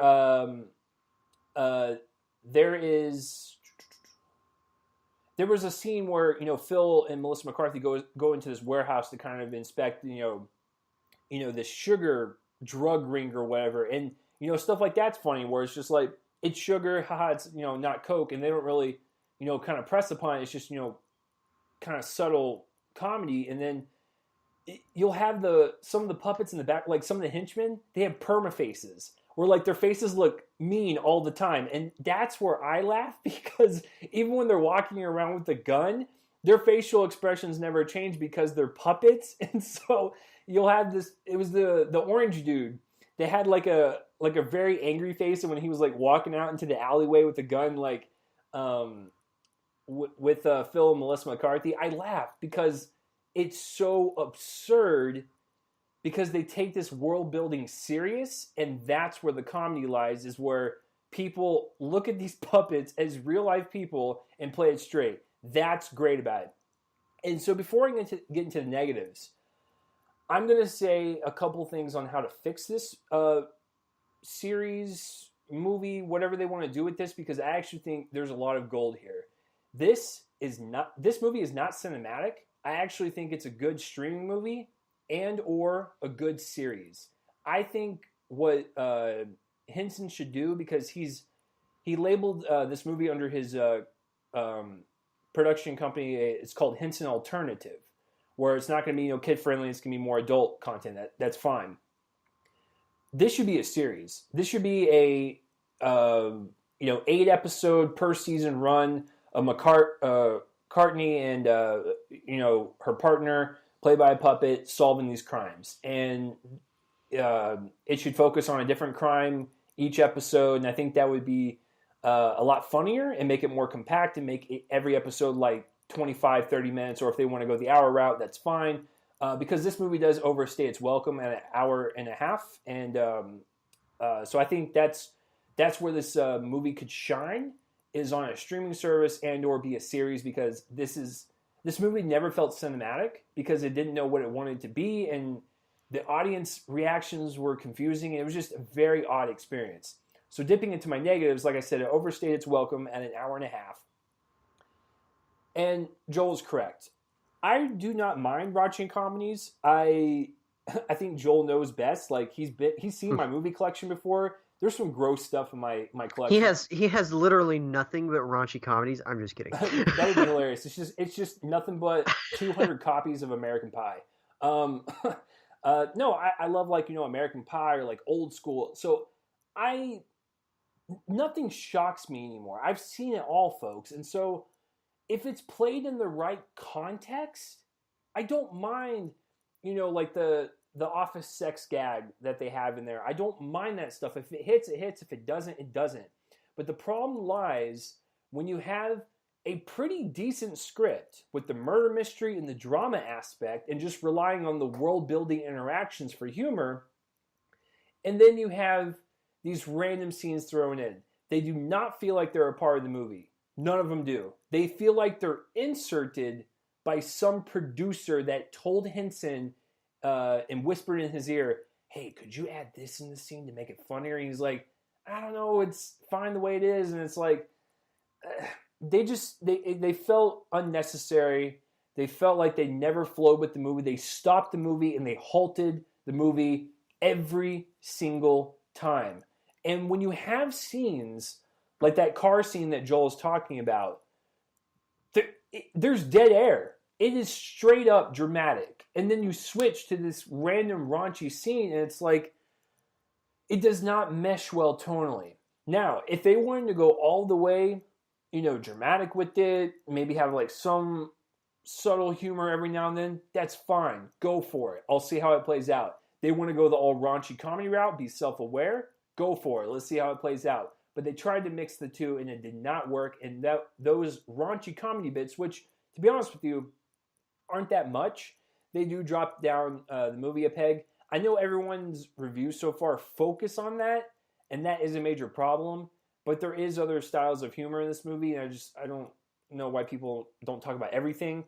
And yes, Joel's also correct.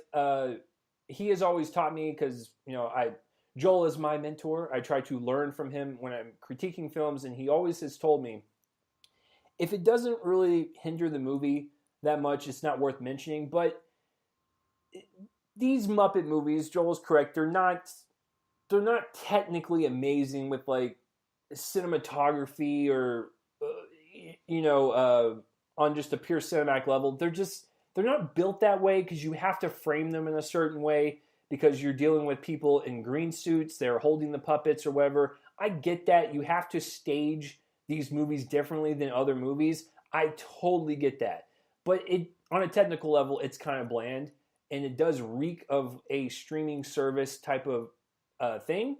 So in order to fix that, if they were going to do the straight up dramatic route and did rely on some humor, I actually think the humor would have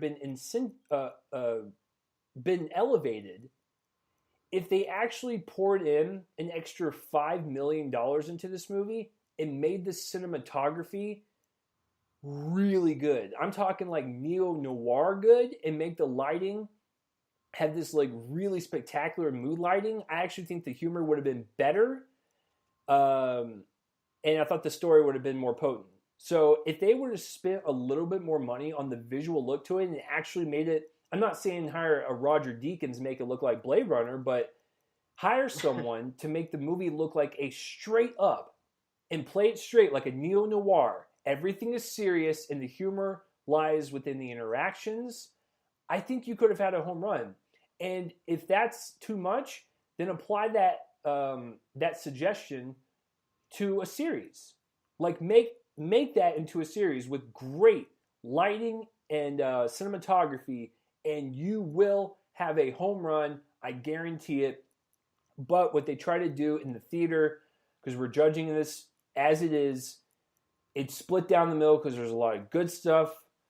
The humor, the raunchy stuff does bring it down quite a bit, and I have to agree with Joel. I had that grade going into this episode, and I can't believe he said the same thing I was thinking. So C minus for me. Huge missed opportunity. I don't think it's one of the worst movies of the year by a long Yeah, shot. definitely not. Yeah, Definitely so not. people are blowing it way out of proportion. We're just telling you guys on, you know, as a movie, we're not going to really recommend it. You go in with caution. We're just telling you that it was kind of mismarketed and it's something different. And so it's just one of those, Joel. It's just really it's confusing because there's a lot of it's just a mixed bag and it's really kind of hard to talk about because I want to really love certain parts of it, but then I really kind of hate certain parts of it. So I don't Yeah. know, man. I'm kind of confused. Yeah, I mean, excuse me. To all the people calling this like one of the worst comedies of all time or whatever, I'm No. telling you, I just watched this morning a movie that was a comedy and was a mystery of sorts, and that was Show Dogs, the family comedy from May, and it's infinitely worse than anything in here. I mean, it's obviously different audiences, but it's still a similar mix of kind of this mystery and then comedy. It doesn't do anything for either of those, but yeah, it's way worse. So I would say just kind of it's also I feel like people don't see enough movies, honestly, to be able to say this. Even some critics have been saying this, and even those critics don't see a whole lot. They see, and I know sort of speaking from a weird place here, but they only see one or two movies a week.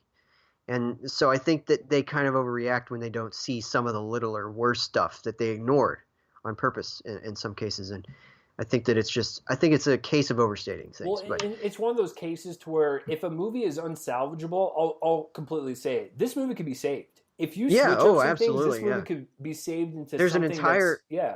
there's an entire basically. I mean, again, it's not like the first half and the second half, but there's an entire 50% of this movie that I think is pretty good. And I think that if they didn't incorporate the other part of it, the comedy, then I think it would have been really good. And yeah.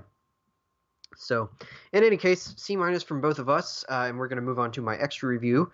And this one is for Blaze. Now, we've gotten this one earlier than a lot of other cities, actually. It opened last week in limited release, and it also largely screened last week. I know you saw it last week, for instance. Um, and this one is the fourth film and the third narrative feature from director Ethan Hawke. And it tells the story of Blaze Foley, a musician from Austin, Texas. He's a country western musician, and he was very popular in certain circles in Texas specifically in the 1980s, from the early 80s until his murder in February 1989. And this one is kind of sort of a biographical account of that period of his life, but it's also kind of an anti-biography, I think, because of the way that Hawke kind of approaches this story with the style that he takes it with. So there are kind of two major storylines going on here. In the present, so to speak, Hawke appears kind of in the background as a radio DJ who's interviewing a couple of Foley's fellow kind of creative types. One of them is a bandmate played by Josh Hamilton. The other one is Townes Van Zandt, who's another famous musician, played by another musician, Charlie Sexton, who's really good here. And then in the past, and they're kind of talking about Foley's legacy. And in the past, you have Foley played in the movie by Ben Dickey, kind of finding his brief period of success, playing shows, touring briefly, finding love with a woman named Sybil Rosen, whose memoir is the basis of the book, or the basis of the movie, I should say. And you kind of find that his story, it kind of reflects a lot of other stories about fame. He ultimately finds a bit of a decadent lifestyle, and the romance that he has entered sort of struggles as a result. So it's not a new movie. It's not making some new points, but it is very good, and I think it's a very good presentation of the story through the style um, and specifically the editing. And I'm going to get into the editing in a little bit, but I think it's the best aspect of the movie. But really, at the forefront is this performance from Ben Dickey, which is pretty phenomenal at uh, portraying Foley as this sort of armchair philosopher. He very much. I think he's probably one of the last people you could genuinely call a hippie without referring to sort of this sense of performance art among a lot of people who call themselves hippies. It's a very specific kind of movement, very specific kind of standards that you could call somebody a hippie with, and I think that he falls under those because he's very much a free thinker. He's very much about living out in the open, and in fact, the memoir about him that is the basis of the movie is called "Living in the Woods in a Tree," and that kind of sums up parts of his existence here.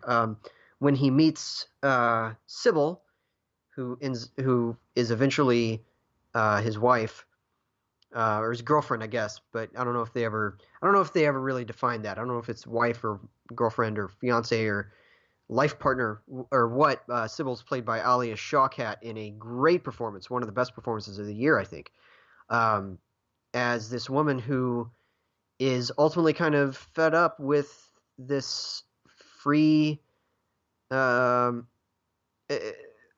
She at first embraces it, and then it just becomes a strain, this sort of free-thinking lifestyle that Foley adopted.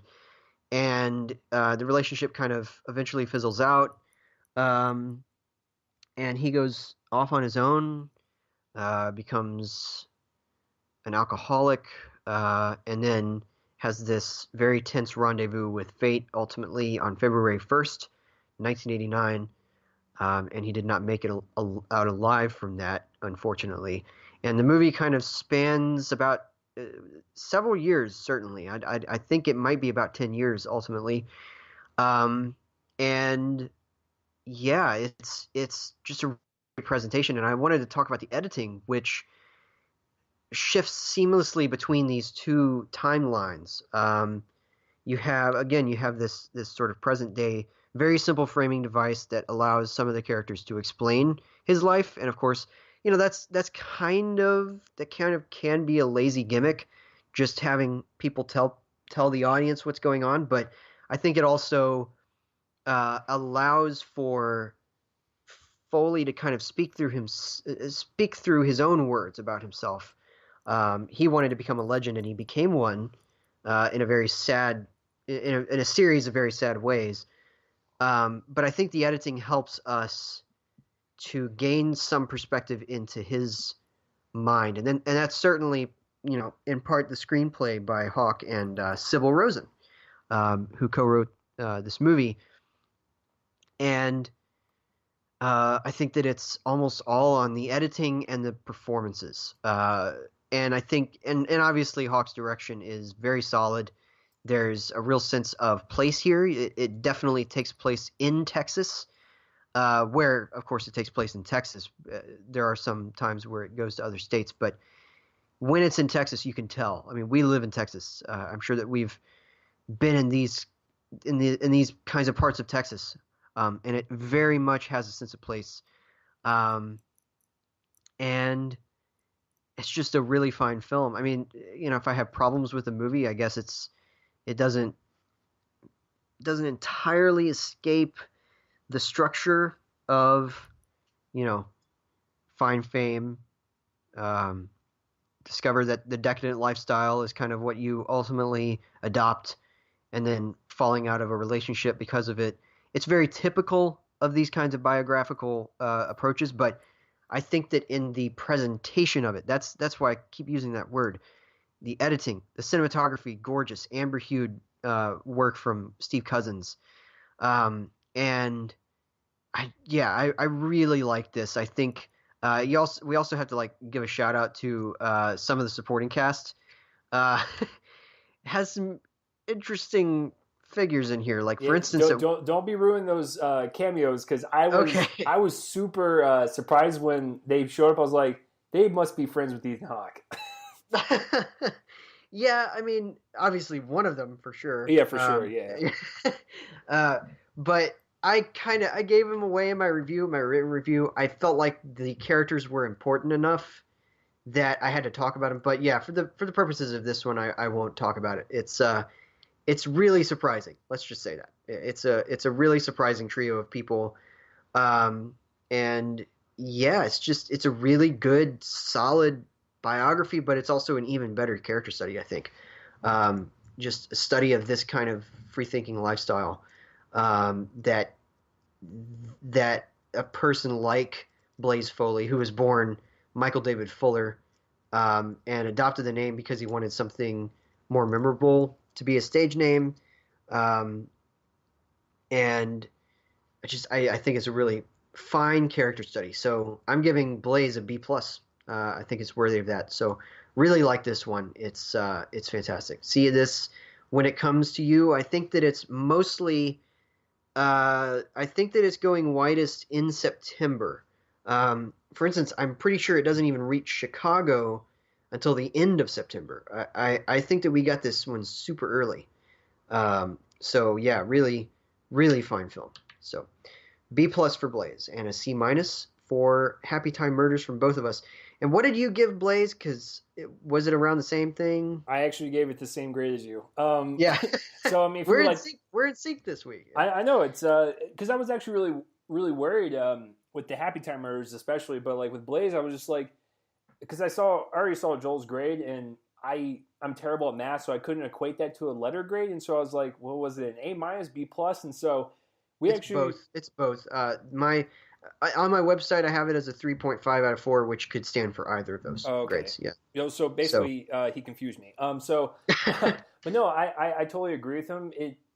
It's a very fine biopic, and I'm telling you this right now. If no one told you that Ben Dickey never acted before, you would never be able to tell. It was such a phenomenal performance for his first time. Ridiculous, man. There's this scene where, again, we won't give away those 3 cameos, but they're in this room, and he's telling a joke. A great joke, by the way. I'd never heard that joke before. Anyway, the joke that he tells, and he's telling it in his very commanding the room sort of way. And there's this brief shot where it returns to the 3 people, 3 actors, all of them. Well, 2 of them storied actors. One of them a storyteller. He's a filmmaker and a storyteller. We'll just say that. And there's this brief moment where you feel like, very briefly, they got lost in the telling of the joke. Like, not the characters, but the people playing them. Like, you can tell that for a second there they were entranced, and I think it's because of Dickey's performance. I think that he took them by surprise, and it's a really good, really really good performance. And I just want to tell people, and we'll go ahead and move on. You don't have to watch my review because I pretty much agree with Joel on everything.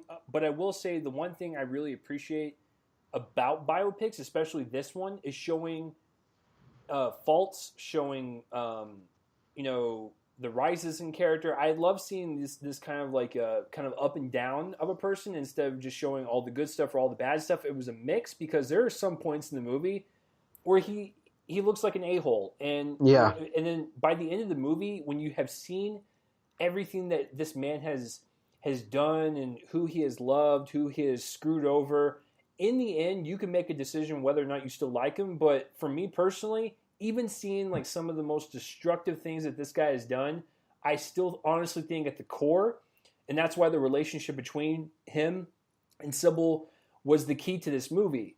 Because when you watch that relationship, when you leave this movie, you go, that's who he was. That's the man that he was, and he ultimately, took the road of alcoholism and fame and let that get to his head and stuff. And so when you look down and boil this movie to a finite thing, it's that relationship he had, and that's what formed him.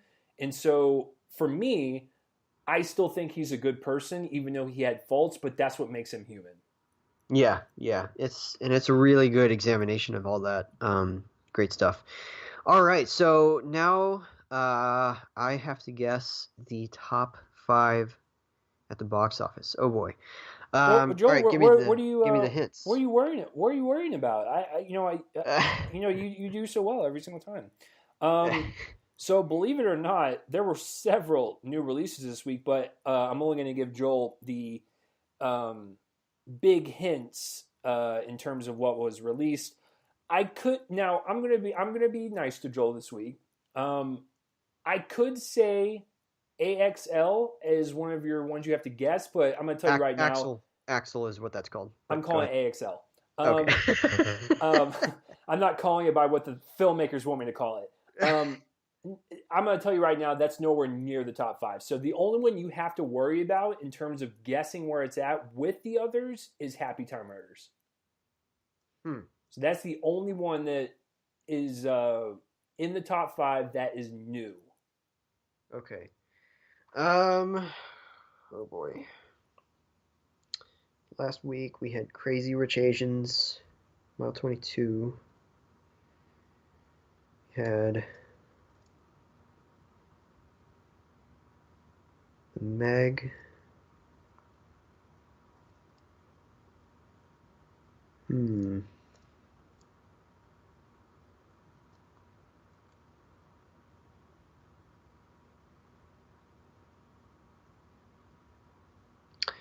Okay. Come on, Joel, I believe in you. Oh boy. Man, this is tough. I'm gonna say that number 5.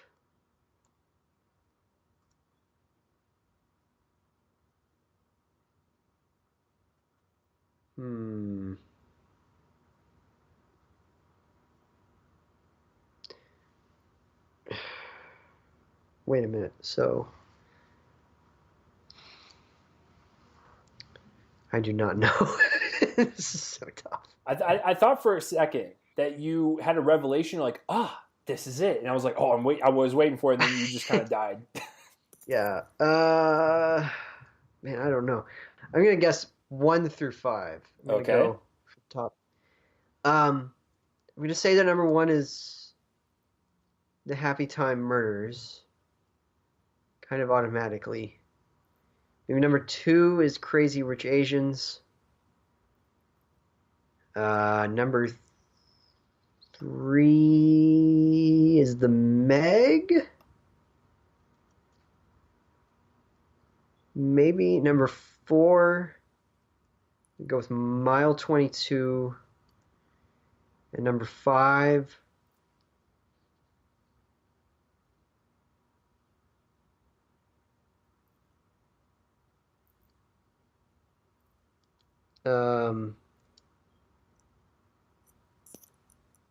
Man.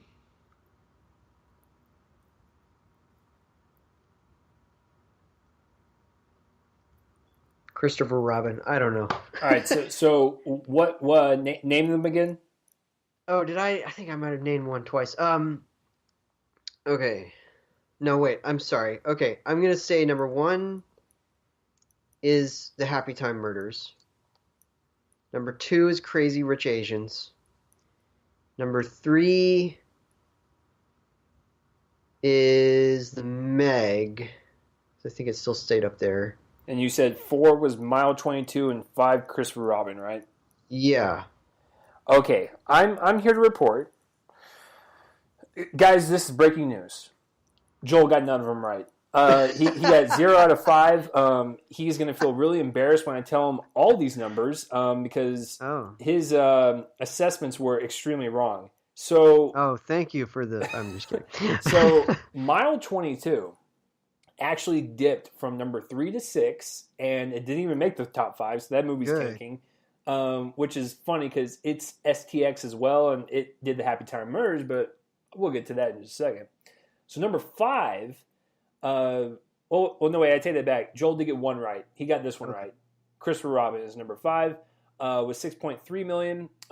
Let's see, 77 domestically, 112 worldwide. It'll do fine on streaming. I'm not worried about it. And it's Disney. They can always use Infinity War money to recoup losses. Number 4 is Mission Impossible Fallout, still hanging in there. It only dropped Oh, huh. 25%, and right now it's at 8 million. I know it's around the same money as Rogue Nation, so it's kind of just on par with it. Almost at the 200 million mark. It's at 193 domestic. It's at 538 worldwide. On a budget of 178, it's doing fine. But I'm pretty sure the producers wanted it to be better. But it's the same audience every single time. You're not going to get any new fans. All right, here's where it switches up, like big time, and it's where Joel messed up royally. Number 3 is the Happytime Murders with 10 million, and its budget is 40.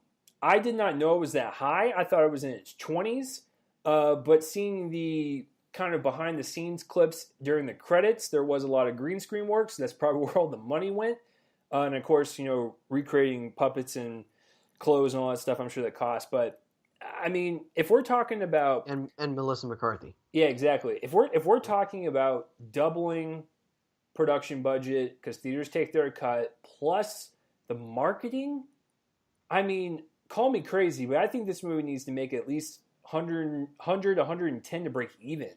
Like it's going to struggle, and I don't know if this is going to cause Brian Henson to be very hesitant and close his Henson alternative doors, but I hope that's not the case. Just please move this to a TV series or streaming, and you'll be fine. Trust me. But theater-wise, this movie's going to drop like a fly next week. So, or it might do well since really nothing's coming out next week. So, who knows? All right. So number 2 is the Meg with 13 million. It's still hanging in there. Right now, domestically, never would have thought this happened. Domestically, it's at 105, and worldwide, it's at 408 on a 130 budget. This movie's killing it. I cannot believe a Jason Statham shark movie is killing it, but then again, it's a Jason Statham shark movie, which Joel and I found both forgettable. So it's like if they would have made it like more ridiculous, we probably would have loved it more. But whatever. So here is where in my podcasting. My 5 years, I've never seen this. And I could be wrong, but this is definitely the first time with Joel that this has never happened. Number 1 is Crazy Rich Asians. And you're probably thinking like, okay, it's a repeat of last week. What's so special about it? Get this. It came in with 25 million. Does that number sound familiar? It does. It only dropped 5.7%. Whoa! It gained 142 theaters and it only dropped almost 6%. That is ridiculous. So I'm telling you, I could be wrong. You can look at the history of all these episodes. I have never seen a movie not only repeat business at number 1, but only drop less than 10%. That's crazy to me. And so it's actually Crazy Rich. Sorry for the terrible joke. Anyways, we do not forgive you. I know you won't. I know our audience won't either. Domestically, it's at 76. Worldwide, it's at 83 on a $30 million budget. Doubling that with marketing, it needs to make probably 90 to 100 to break even. But this movie's going to kill on airplanes and streaming. That it's going to do fine for Warner Brothers. So I'm not really worried about it. So that's the top 5, just to reiterate. Crazy Rich Asians, The Meg, Happytime Murders, Mission Impossible Fallout, and Disney's Christopher Robin. New releases, Axel, AXL, whatever, is number 9 with 2.9 million. No one cares. The movie that Joel wanted to review this week, is it, how do you pronounce it? Oh, Papillon. Papillon, excuse me. I did get a C- in English in high school, so take that information for what you will. So it actually opened up in 544 theaters, and it made about 1.1 million. Not really good. It's about 2,000 per screen, but it could have done better. The movie I'm actually most excited about, and Joel should be too, because it's getting rave reviews across the board. I think it actually opens up next week, so I cannot wait is searching. It opened up in 9 theaters this week. Joel, get ready to change your underwear because you're about to crap your pants. It came in at 21st place with $360,000. That is a theater average of $40,000. Whoa. That's really good for this type of movie, so I cannot wait to see it. And I believe that's it in terms of new releases. In terms of big drops or pluses, Blaze went from 47th place to 32nd place, rose 16%. Not bad. Juliet Naked, which is another Ethan Hawke film. My review of that will be on my YouTube channel tomorrow at the time of this recording. It actually gained 311% business and went from 44th place to 23rd place. The Wife, which is another movie that Joel mentioned last week on box office results, it rose 100% and went from 34th place to 24th place. So that's pretty good. Let's see. Any big drops? No, 30, 40, 56. And it's pretty standard. The only significant drop was Crazy Rich Asians in a positive light, and that's unbelievable. All the pluses are, pretty much whatever. They're all still relatively small. That's about it. So, that's pretty much it for the box office results, guys. Pretty surprising weekend. I actually thought because of the trailers and because of the audience I saw it with and all the bros in there that were laughing their heads off at all the sex jokes, I actually thought the Happytime Murders would get more money than that. But hey, I've been proven wrong once before, and I was proven wrong once again. So, Joel, I'm really excited because, Happytime Murders was a very fun movie. It was a very summer movie, and summer is over, and we are dipping into another exciting part of the movie season. What is it? And that will be what is our topic for next week? Yeah, our next week is our fall preview, which is going to be a lot of fun, trying to handicap a lot of the big award stuff, and we're bringing on our friend Terrence Page for it. We're recording it tomorrow night. Y'all will get it on Sunday, I assume. So, really excited about it for sure. Yeah, and I haven't decided yet, but I might drop it one day early for you guys on September 1st to kind of kick off the new fall season. Yeah. Which will probably be better, and it will actually be before people, go on Labor Day for vacation and stuff. So we'll probably drop it on Saturday for you guys. But yeah, we are recording that tomorrow, and I'm hoping our voices are back. But I cannot wait to talk about that. Oscar movie season is here, folks. But that will be next week, and for this week, let us know all this stuff down below, if you please. And and speaking of that, Joel, where can people find you online? I know you do a lot of written stuff, and I'm sure people would love to read your reviews. Yeah, you can find my reviews at joelonfilm.com. You can also follow me on Twitter at Real Joel Copling, and on Letterboxd at J Copling. Everybody should join Letterboxd. It's awesome. Log movies that you see. That's where I am. Yeah, and if you guys want to follow me on Twitter, it's at Real Chase Lee. Subscribe to my YouTube channel where I'll throw up extra reviews of, I got Blaze coming up, I got Juliet Naked coming up, I got We the Animals coming up, and I have a really terrible video quality of Ethan Hawke and Ben Dickey in a Q&A of Blaze. I'm not really proud of it because the lighting was awful in that theater, but it is what it is. But yeah, and then of course for this podcast in particular, especially with our new fellow listeners on Spotify, we're also on CastBox, iTunes, iHeartRadio, SoundCloud, YouTube, Spreaker. We're all over the place now, and it's fantastic because you guys keep growing, and you guys keep spreading the love around and let people know this is the definitive podcast. So please continue to tell your friends about this and continue to grow this podcast. We love doing it for you guys, and we love doing it for ourselves in particular, as a cathartic experience. And especially if Joel and I hate a movie or if we love a movie, we just love expressing our thoughts about it. So hopefully we have you guys continue to join us. But all the links will be in the description below. I am Chase, that is Joel over there, and we'll see you next week for the fall movie preview. It's going to be a lot of fun. There's going to be no outro music this week because I'm on a different computer, so I don't have it. So once Joel says bye, I'm just going to go ahead and end it. So don't be shocked if it just cuts off randomly. But we will see you guys next week for another episode of Reel Me In, a movie podcast. You guys are awesome. Bye-bye. Bye.